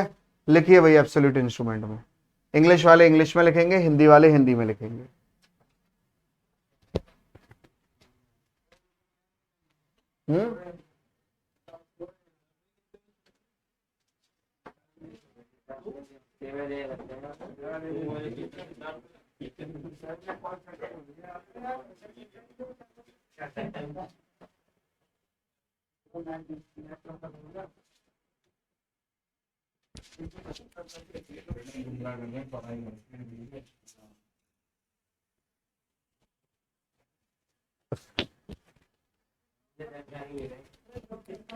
कायदे से आप सबको इतना टाइम ही देना चाहिए पढ़ने, मतलब कम से कम बेटा डेली 3 से 4 घंटे मिनिमम, आपको कम से कम 3-4 घंटे तो पढ़ाई करनी चाहिए डेली,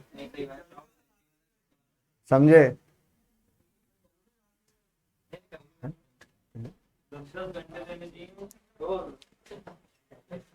चलो आप इधर लिखो बेटा, ये वह इंस्ट्रूमेंट है, प्लीज प्लीज बेटा, प्लीज बेटा, यह वह इंस्ट्रूमेंट है जो, लिखिए सब लोग बेटा अच्छे से लिखिए एब्सोल्यूट इंस्ट्रूमेंट के बारे में। यह वह इंस्ट्रूमेंट है, यह वह इंस्ट्रूमेंट है जो किसी मापदंड का मान, जो किसी मापदंड का मान, जो किसी मापदंड का मान, जो किसी मापदंड का मान इंस्ट्रूमेंट के नियतांक के संदर्भ में देता है, इंस्ट्रूमेंट के नियतांक के संदर्भ में देता है, मीटर कांस्टेंट के संदर्भ में देता है। किसके बेटा?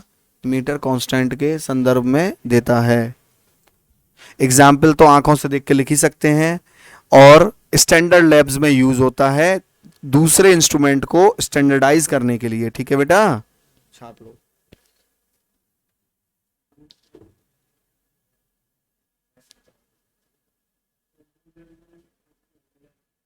रेलेक्स करंट बैलेंस, रेलेक्स एक्चुअली साइंटिस्ट का नाम था।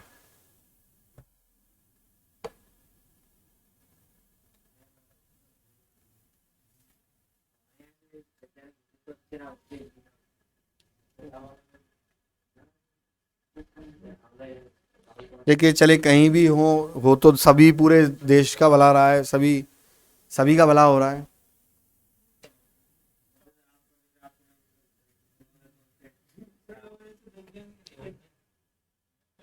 आप पेपर निकालिए और लिखिए।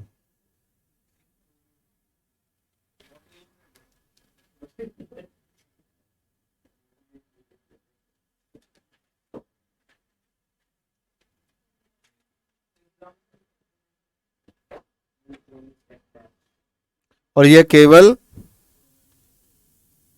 लैब्स में क्या करने के काम आते हैं?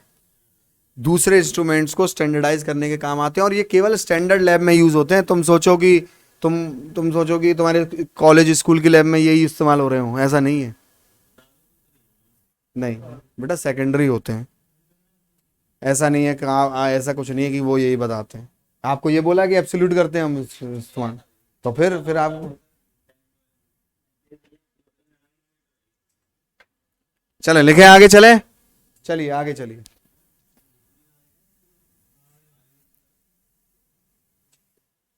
सेकेंडरी इंस्ट्रूमेंट के बारे में लिखिए प्लीज जल्दी से। बेटा हर जगह जो हम इस्तेमाल कर रहे हैं वो सेकेंडरी हो रहे हैं। तुम चाहे पावर सिस्टम, चाहे अपने घर या पड़ोसी के घर, चाहे अपने कोई तुम्हारे बहुत बड़े प्रोफेसर हैं उनके भी घर, सब जगह यही इस्तेमाल हो रहे हैं। एब्सोल्यूट इंस्ट्रूमेंट केवल और केवल लैब्स में यूज हो, और बड़ी बड़ी ऑर्गेनाइजेशन जैसे BIS है, वहां पे बस दूसरों को स्टैंडर्डाइजेशन के लिए, ये नहीं कि उससे नाप रहे हैं सब चीजों को, बनाने, दूसरों को स्टैंडर्डाइज करने में, ये है कहानी।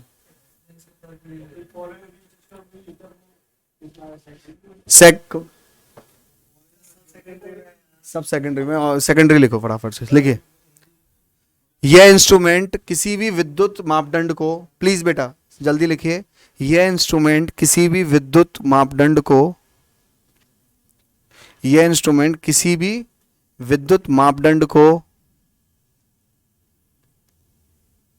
या क्वांटिटी जो भी है ना, वोल्टेज करंट जो भी है, मापदंड को डायरेक्टली डिफ्लेक्शन के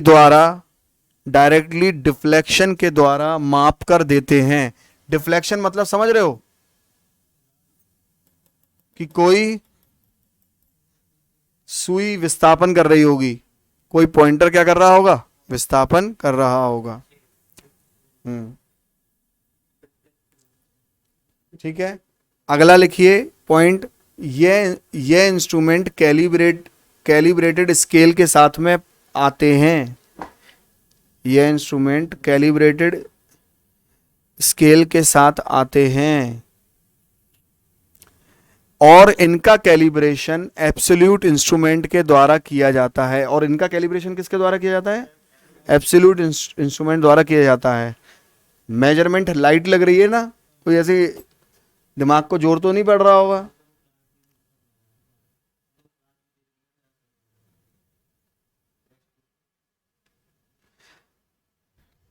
ठीक है,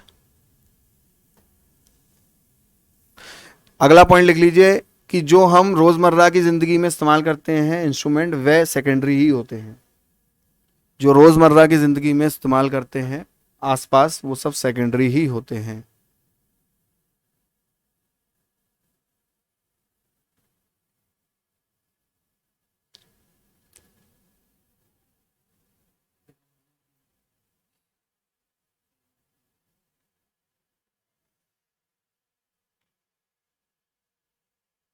चलें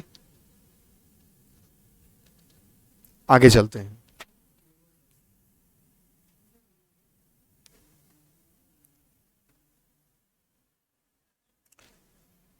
मैंने कहा ना कि मेजरमेंट में अगर आप क्रैश कोर्स भी देख लेंगे तो वाकई में वो भी काफी कारगर साबित हो। मतलब आप ये समझ लो, अगर आपने मेजरमेंट में क्रैश कोर्स कर लिया तो लगभग 70 से 80% मेजरमेंट कवर है, बस न्यूमेरिकल्स कंप्लीट होने चाहिए। तो अभी न्यूमेरिकल हम तो बेटा करेंगे इसमें, ठीक है। आज हम लोग डीपीवी शीट भी करेंगे प्रॉपर्टी की। कितना लिख लिया? अरे हाँ या ना? लिखिए बेटा, इसको दोबारा बनाने की जरूरत नहीं है, लिख लीजिए। ये तो बेटा लिख ही लेंगे, 3 टाइप के होते हैं, फटाफट से लिखो। नहीं, आपको अलग से बेटा लिखना पड़ेगा, जल्दी लिखिए। अच्छा, आप ये कह रहे हैं कि एनालॉग, क्या हो गया बेटा? ग्राफ नहीं, पेन कॉपी पे लिखो। ग्राफ में इतनी चीजें भी आ रही हैं। अच्छा, आप ये कह रहे हो कि डिफ्लेक्टिंग टाइप भी लिखवाओ। अच्छा अच्छा अच्छा, लिखिए लिखिए लिखिए लिखिए लिखिए लिखिए लिखिए। सेकेंडरी इंस्ट्रूमेंट 2 प्रकार के होते हैं, प्लीज लिख लो जरा। सेकेंडरी इंस्ट्रूमेंट 2 प्रकार के होते हैं, एक तो कौन से? डिफ्लेक्टिंग टाइप, और एक नल टाइप। लिखिए फटाफट से, ये जल्दी से लिखिए। सेकेंडरी इंस्ट्रूमेंट 2 प्रकार के होते हैं, पहले लिखो तो सही बेटा। 2 प्रकार के होते हैं, कौन से? डिफ्लेक्टिंग टाइप और नल टाइप। अरे तुम लिख लो।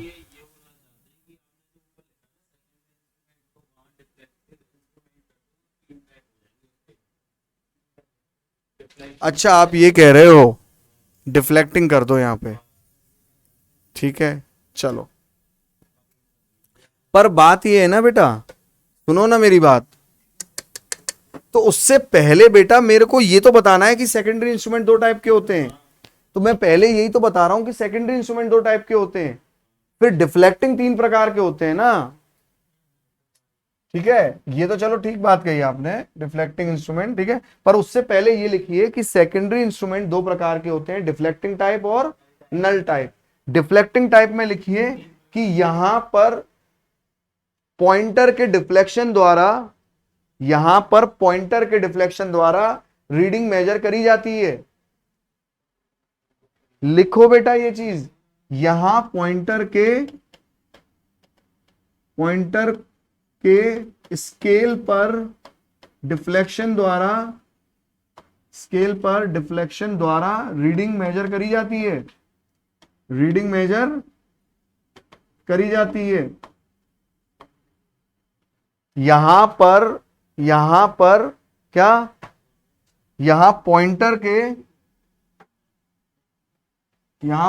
के स्केल पर डिफ्लेक्शन द्वारा, मतलब पॉइंटर जब स्केल पर डिफ्लेक्शन करता है उसके द्वारा क्या होता है, रीडिंग मेजर करी जाती है।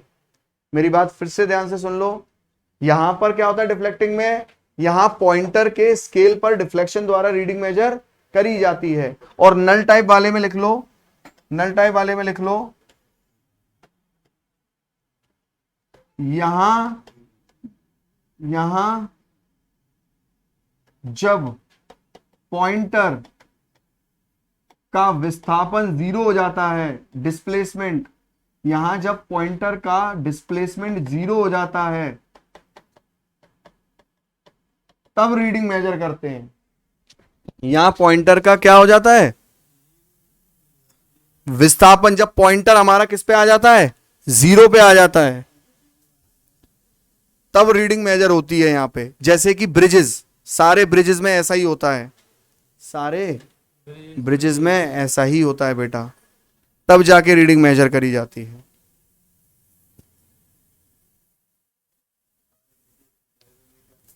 सारे ब्रिजेस हो गए, ठीक है, व्हीट स्टोन ब्रिज हो गए, जो भी है, जितने भी ब्रिजेस, देखो आप कितनों के नाम लिखोगे, व्हीट स्टोन, बहुत सारे ब्रिजेस हैं, ठीक है, जितने भी ब्रिजेस हैं सब इसी कंसेप्ट पे काम करते हैं। पोटेंशियोमीटर ब्रिजेस है, पोटेंशियोमीटर, जब बेटा जब इनका विस्थापन 0 हो जाता है तभी तो मेजर करना शुरू करते हैं, पोटेंशियोमीटर।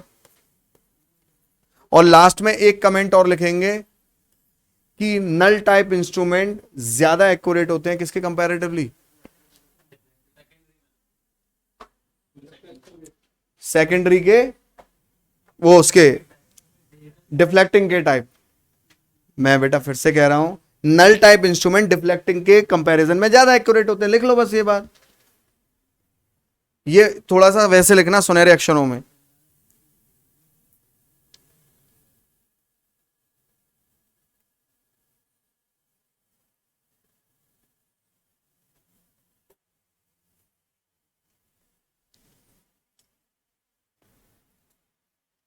समझ में आया? अब लिखिए डिफ्लेक्टिंग टाइप के 3 प्रकार होते हैं। अब लिखिए डिफ्लेक्टिंग टाइप के 3 प्रकार होते हैं।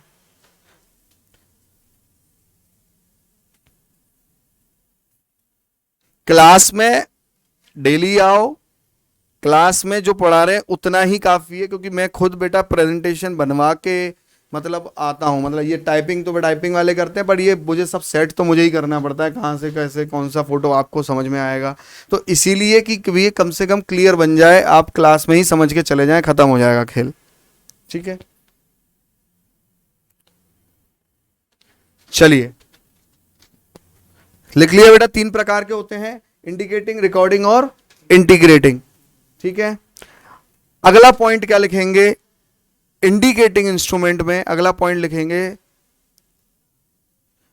लिखेंगे बेटा, ये एनालॉग इंस्ट्रूमेंट है ना बेटा, ये कौन सा डिफ्लेक्टिंग टाइप है, तो ये अपने घर पे फोटो वैसे तो बनाई ली होगी कैलिब्रेटेड स्केल के द्वारा, ठीक है।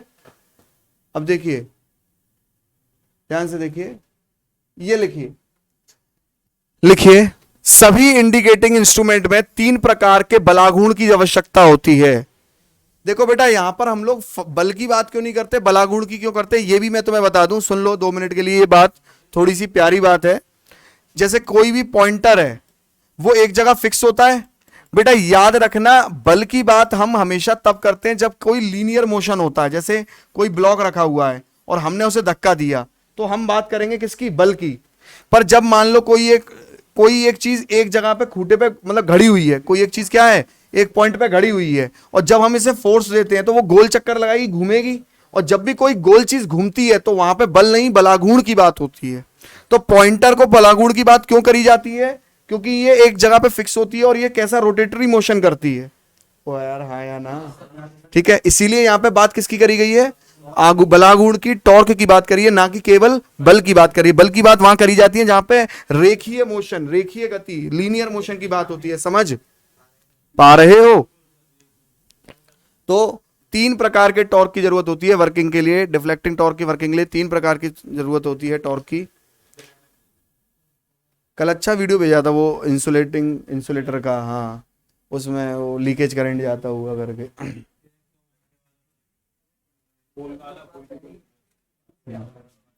चलें, समझ पा रहे हो?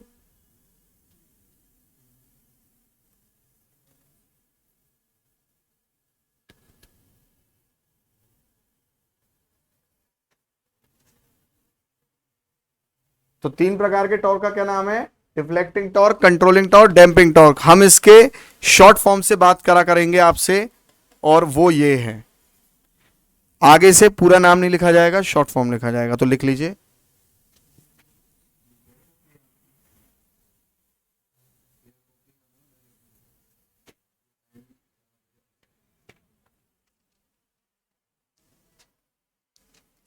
चलें, तीन प्रकार के टॉर्क।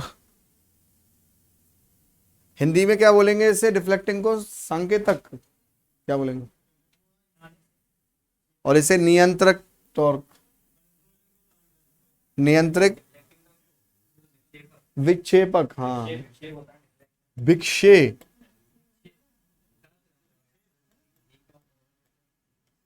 विक्षेपक है ना? ये नियंत्रित, ये तो नियंत्रित टॉर्क हो गया। हाँ, अवमंदक, ये मुझे याद नहीं रहते कभी भी इनके नाम, ठीक है। बट हालांकि मैं फिर से वही रिक्वेस्ट करूंगा, ज्यादा हिंदी प्रेमी बनने की जरूरत नहीं है, ठीक है। आप मतलब समझो, बात खत्म होती है, ठीक है। चलें, अब सुनिए, डिफ्लेक्टिंग टॉर्क, कंट्रोलिंग टॉर्क और डैम्पिंग टॉर्क। आइए डिफ्लेक्टिंग टॉर्क के बारे में लिखिए।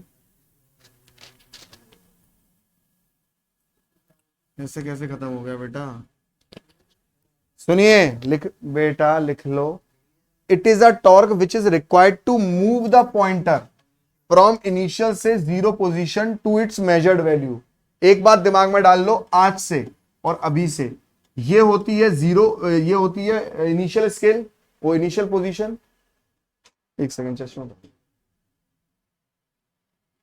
ये इसे क्या कहते हैं? जीरो को इनिशियल पोजीशन, जहां पे पॉइंटर रेस्ट करा हुआ होता है उसे बोलते हैं इनिशियल पोजीशन, या फिर क्या बोलते हैं? Zero scale, zero scale, zero position, sorry, zero position, या फिर क्या बोलते हैं? Zero position. अब जहां पर ये मेजर्ड करके जाएगा, मान लो 5 एम्पियर पे मेजर करके गया, क्या बोलेंगे इसे? मेजर्ड वैल्यू, मापक वैल्यू, जो आपने मापी है इससे। और बेटा ये लास्ट में जो सबसे लास्ट होगा उसे क्या बोलेंगे? फुल स्केल वैल्यू या final position. Full scale value या फिर फाइनल पोजीशन। बेटा इसको, नाम को साथ के साथ लिख लेना, और आगे डिस्कस नहीं होंगे कि कौन सा फाइनल पोजीशन होता है, कौन सा जीरो होता है। जो है वो यहां पे बता दिया एक बार में, डायग्राम बना के प्रॉपर तरीके से बेटा लिख लो आप फटाफट से।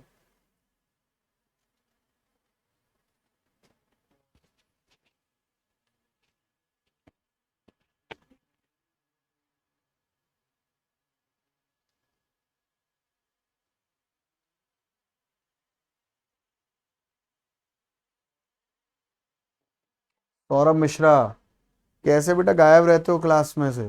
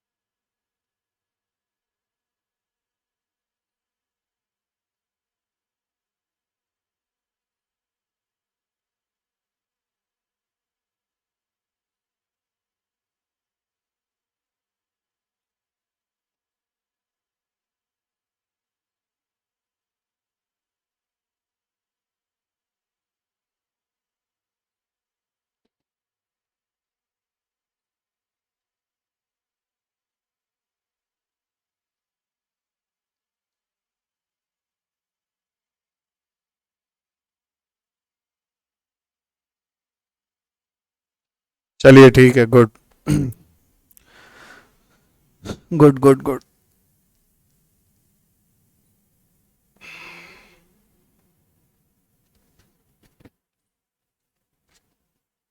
चलें आगे।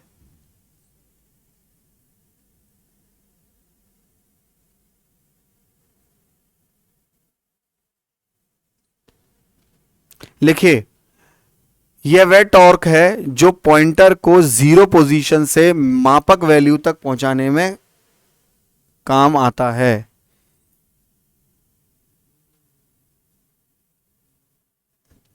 यह वह टॉर्क है जो पॉइंटर को जीरो वैल्यू से या जीरो पोजीशन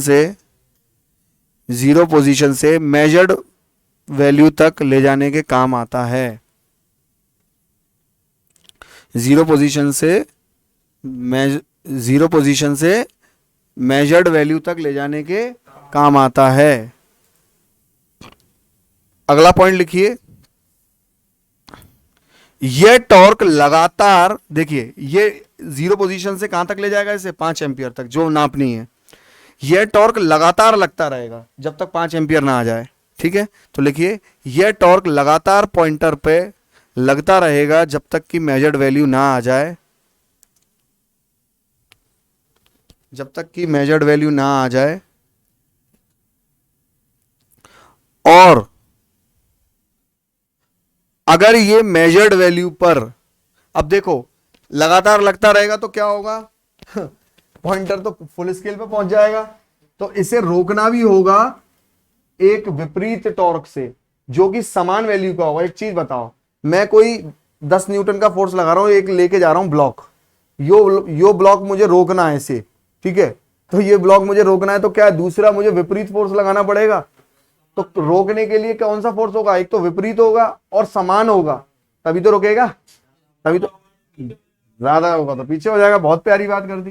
तो ये देखो, जो डिफ्लेक्टिंग टॉर्क है हमारा, ये तो लगातार लग रहा है ताकि मेजर्ड वैल्यू पे पहुंच जाए, परंतु अगर ये टॉर्क रोका नहीं गया तो ये पॉइंटर पहुंच जाएगा फाइनल वैल्यू पे। तो इसे मेजर्ड वैल्यू पे रोकना भी होता है एक विपरीत और समान टॉर्क के। इसका मतलब जब रुकेगा, जब पॉइंटर रुकेगा, तब बेटा इन दोनों टॉर्क का मान क्या रहेगा, समान रहेगा परंतु विपरीत दिशा में रहेगा। समान रहेगा परंतु विपरीत दिशा में रहेगा। तो जब पॉइंटर रुकेगा, ठीक है, या आप कह लीजिए पॉइंटर जब किस में होगा, स्टेडी स्टेट, पॉइंटर इन स्टेडी स्टेट। तो जब पॉइंटर स्टेडी स्टेट में होगा बेटा, जब पॉइंटर स्टेडी स्टेट में होगा तब हमारा टीडी और टीसी का मान क्या होगा, बराबर और विपरीत। तो हम इसी पॉइंट को लिखेंगे। लिखिए, यह टॉर्क लगातार पॉइंटर पर लगता रहता है जब तक कि पॉइंटर मेजर्ड वैल्यू तक ना पहुंच जाए। यह टॉर्क लगातार पॉइंटर पर लागू रहता है।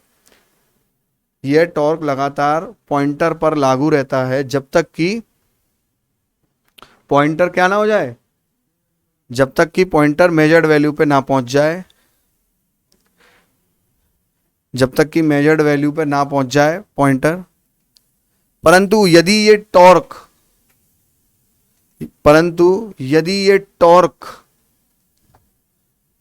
यदि इस टॉर्क को किसी विपरीत और समान टॉर्क से ना रोका गया, परंतु इस टॉर्क को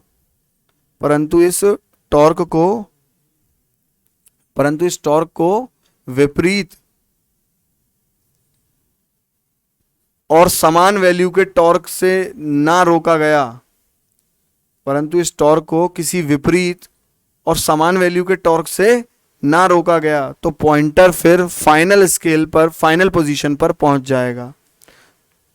तब पॉइंटर कहां पहुंच जाएगा, फाइनल पोजीशन तक पहुंच जाएगा। अर्थात लास्ट में लिखेंगे, अर्थात पॉइंटर को मेजर्ड वैल्यू पर रोकने के लिए, अर्थात पॉइंटर को मेजर्ड वैल्यू पर रोकने के लिए टीडी टॉर्क के विपरीत और समान मान का एक टॉर्क से अर्थात क्या लिखा, अर्थात अर्थात अर्थात मेजर्ड वैल्यू को, हाँ, अर्थात मेजर्ड वैल्यू को नापने के लिए या मापने के लिए टीडी के विपरीत एक और टॉर्क लगाया जाएगा जो समान मान का होगा। टीडी के विपरीत एक और टॉर्क लगाया जाएगा जो समान मान का होगा।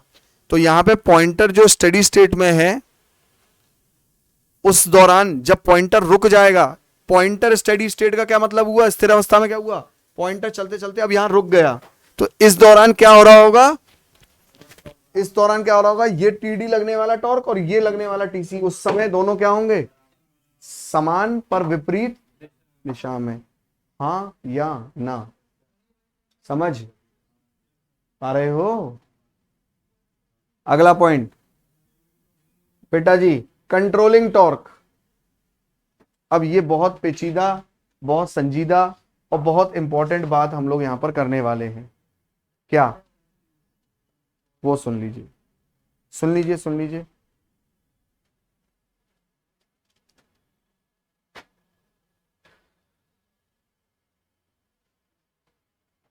ये एक रहस्यमय बात है। आप सब लोग एक चीज तो जान चुके हैं,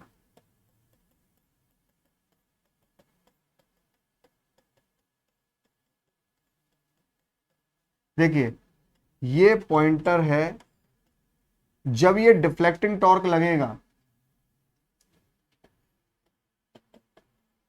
जब ये डिफ्लेक्टिंग टॉर्क लगेगा, जीरो पोजीशन से कहां आ जाएगा, मान लो 5 एम्पियर पे आ गया, मेजर्ड वैल्यू पे। और जब ये पॉइंटर यहां पहुंचेगा तो यहां पर जो टीसी होगा और टीडी होगा, ये दोनों के मान क्या होंगे, बराबर होंगे जब ये रुक गया होगा। तो कंट्रोलिंग टॉर्क का एक काम क्या हुआ, इसको रोकना। बाबूजी बेटा सुन लो, इसका क्या काम हुआ, कंट्रोलिंग टॉर्क का रोकना, पॉइंटर को स्थिर करना। एक काम तो ये हो गया। मान लीजिए ये एमीटर है, आपने यहां पे 5 एम्पियर दिया, तो इसने 5 एम्पियर माप लिया। अब तुमने ये हटा दिया, मान लो ये कनेक्शन हटा दिया, लो डिस्कनेक्ट कर दिया, तो 5 एम्पियर खत्म। 5 एम्पियर खत्म, तो ये पॉइंटर कहां आना चाहिए, वापस जीरो पे आना चाहिए कि वहीं पड़ा रहना, फिर और चले जाना चाहिए, जीरो पे आना चाहिए।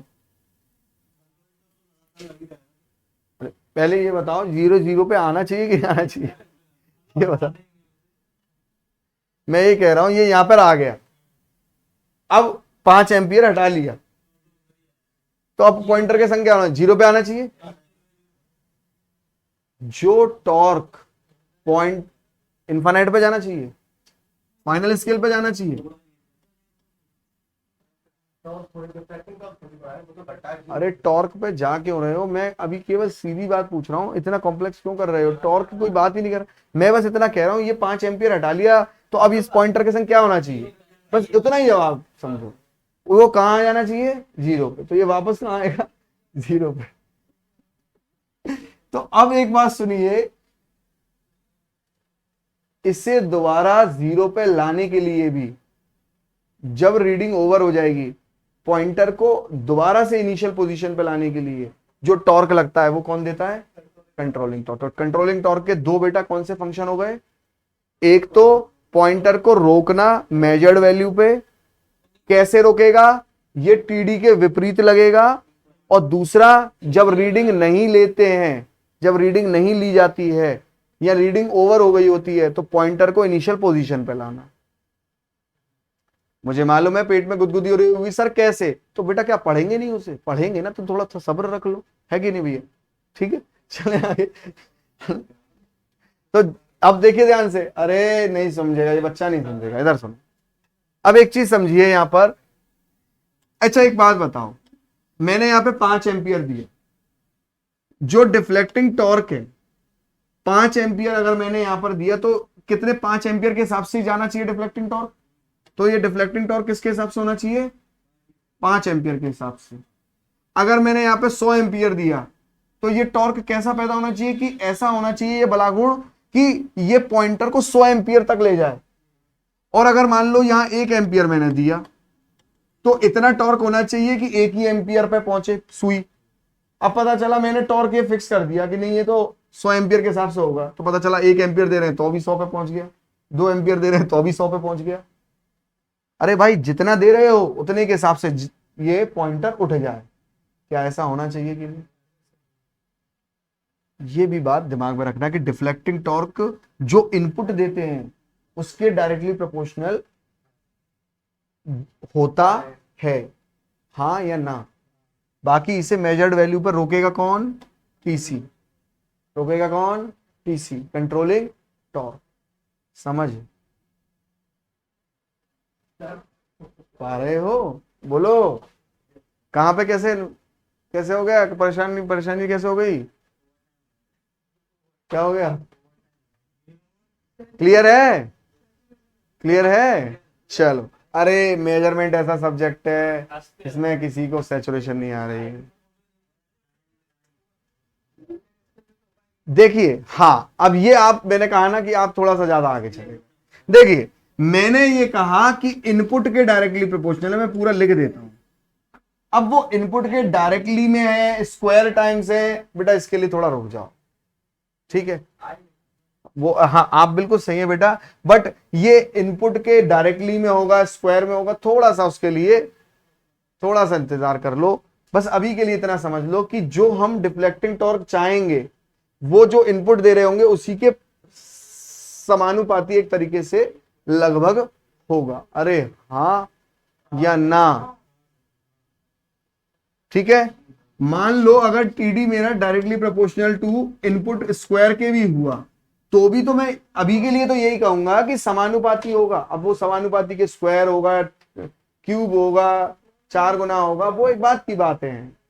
समझ पा रहे हो ना? ठीक है। अब इसी बात को जो हमने जज्बातों में समझा है उसे अल्फाजों में बयां कर देंगे। चलिए, इट हैज 2 पर्पस। इसके क्या होते हैं? 2 उद्देश्य होते हैं। बच्चा बहुत प्यारा है। इसके 2 उद्देश्य होते हैं कंट्रोलिंग टॉर्क के। 2 उद्देश्य होते हैं इसके, और क्या होते हैं?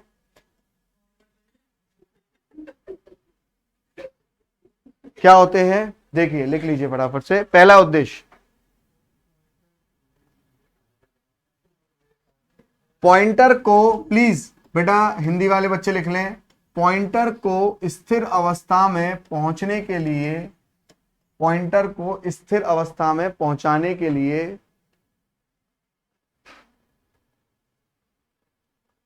पॉइंटर को स्थिर अवस्था में पहुंचाने के लिए पॉइंटर को स्थिर अवस्था में पहुंचाने के लिए यह कंट्रोलिंग टॉर्क डिफ्लेक्टिंग टॉर्क के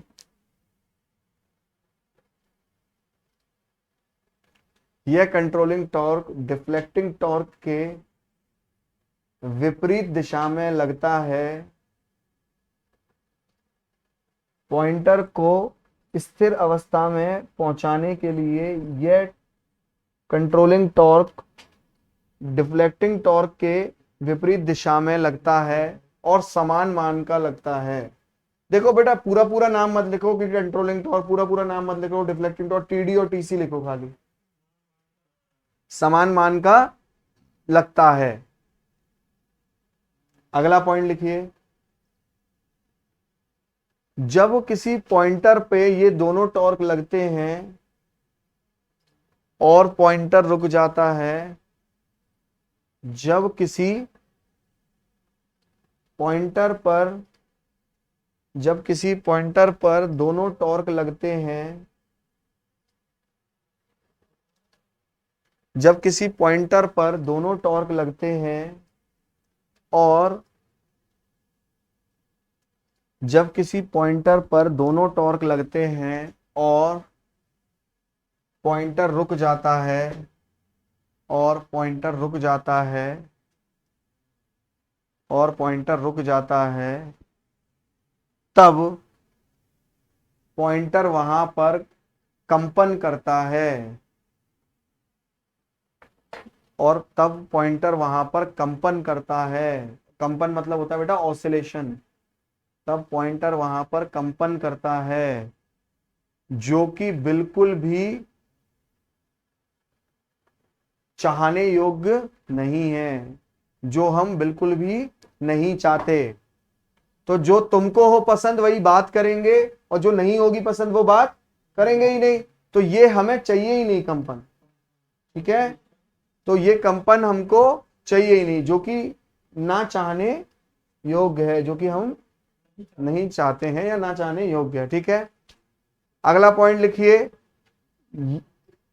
यह लिखिए, यह कंट्रोलिंग टॉर्क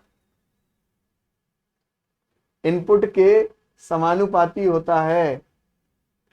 यह कंट्रोलिंग टॉर्क इनपुट के समानुपाती होता है।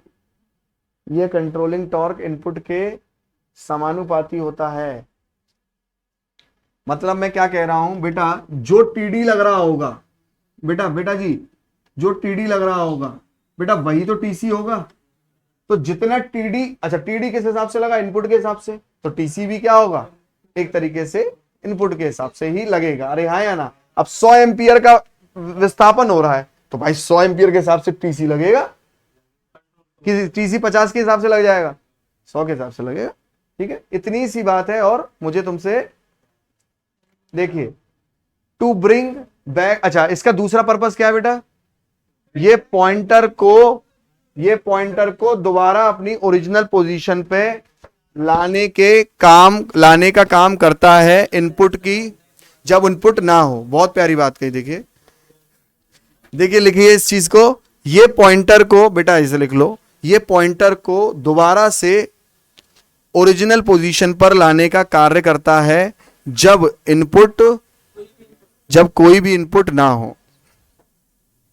समझ रहे हो, ठीक है। चलिए आगे लिखते हैं, चलें आगे। ये कनेक्शन की बातें बाद में करेंगे, कैसे होते हैं, कहां लगते हैं, कहां से आए हैं, कहां को जाएंगे, है ना। चलिए अच्छा, डैम्पिंग टॉर्क को देखिए, थोड़ा सा इसे समझिए और जानिए। देखिए ये due to oscillation continuously energy get wasted. देखो थोड़ा सा समझिए बात को, थोड़ा सा समझेंगे यहाँ पे। ये बात थोड़ी सी अच्छी है। देखो एक बात बताओ, मान लो कोई पॉइंटर यूं करके चला और लास्ट में यूं हिलता रहा, जब रुका तो क्या होगा, एनर्जी वेस्ट हो रही है पॉइंटर की कि नहीं हो रही है, लगातार एनर्जी वेस्ट हो रही है। अब सुनो ध्यान से प्लीज, ओ भैया सुन तो लो। Torque which is required to reduce the number of oscillation, वो टॉर्क जो इस कंपन को खत्म करने के लिए इस्तेमाल होगा, उसका नाम डैम्पिंग टॉर्क है, ठीक है। Damping torque is not a necessary torque. जैसे बेटा cold drink is not a necessary drink, cold drink एक अनिवार्य ड्रिंक नहीं है, मिली तो ठीक, नहीं मिली तो और भी ठीक, ठीक है। तो ध्यान से सुनिएगा, ये टॉर्क अनिवार्य टॉर्क नहीं है। अगर आपका ये टॉर्क नहीं भी रहेगा सिस्टम में तो चलेगा, परंतु कुछ नुकसान जरूर झेलने पड़ेंगे। एक तो आप कंपन रुकने का इंतजार करो तो बहुत लेट हो जाएगा रीडिंग लेने में, मतलब रीडिंग लेने की जो स्पीड होगी वो क्या हो जाएगी, स्लो हो जाएगी। और दूसरी चीज, आपको एरर भी आ सकता है, पता चला 5 एम्पियर के आसपास कंपन कर रहा है, ठीक है, और तुमने ले क्या लिया, 4.8 एम्पियर रीडिंग ले ली। क्यों, क्योंकि वो कंपन कर रहा था इधर से उधर। समझ पा रहे हो कि नहीं, ठीक है। चलो लिखिए फटाफट से,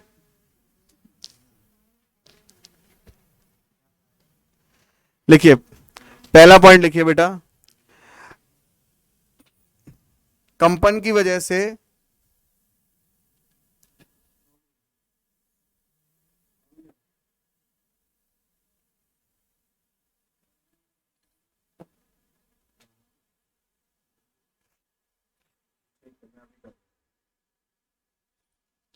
हाँ क्या बात कर रहे थे अपन, कंपन की वजह से एनर्जी लगातार वेस्ट होती रहती है, और यह टॉर्क उसी कंपन को खत्म करता है, और ये टॉर्क उसी कंपन को खत्म करता है। तो बेटा कंपन की वजह से क्या हो रही है, वेस्ट, एनर्जी वेस्ट हो रही है, और ये टॉर्क क्या करता है बेटा, उसी कंपन को बेटा ये खत्म करता है। कोई दिक्कत, संकट, समस्या, तकलीफ, दर्द? ठीक है, अगला पॉइंट लिखिए, यह टॉर्क एक अनिवार्य टॉर्क नहीं है। बेटा जी से लिख लो, यह टॉर्क एक अनिवार्य टॉर्क नहीं है।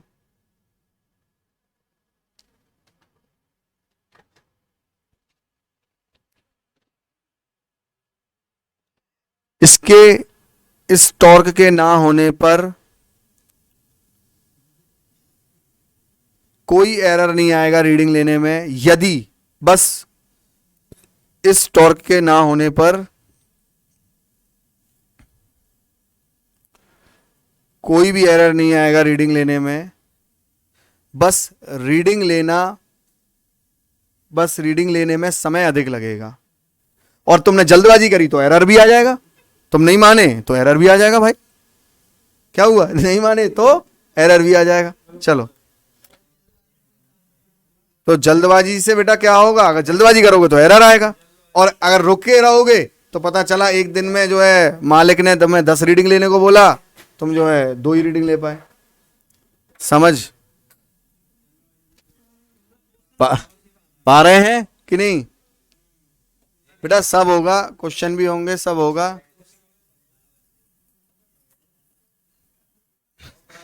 ठीक है, तो आज के लिए बेटा यही पेशकश है हमारी। आज के लिए सुनिए, आज के लिए बेटा यही पेशकश है हमारी।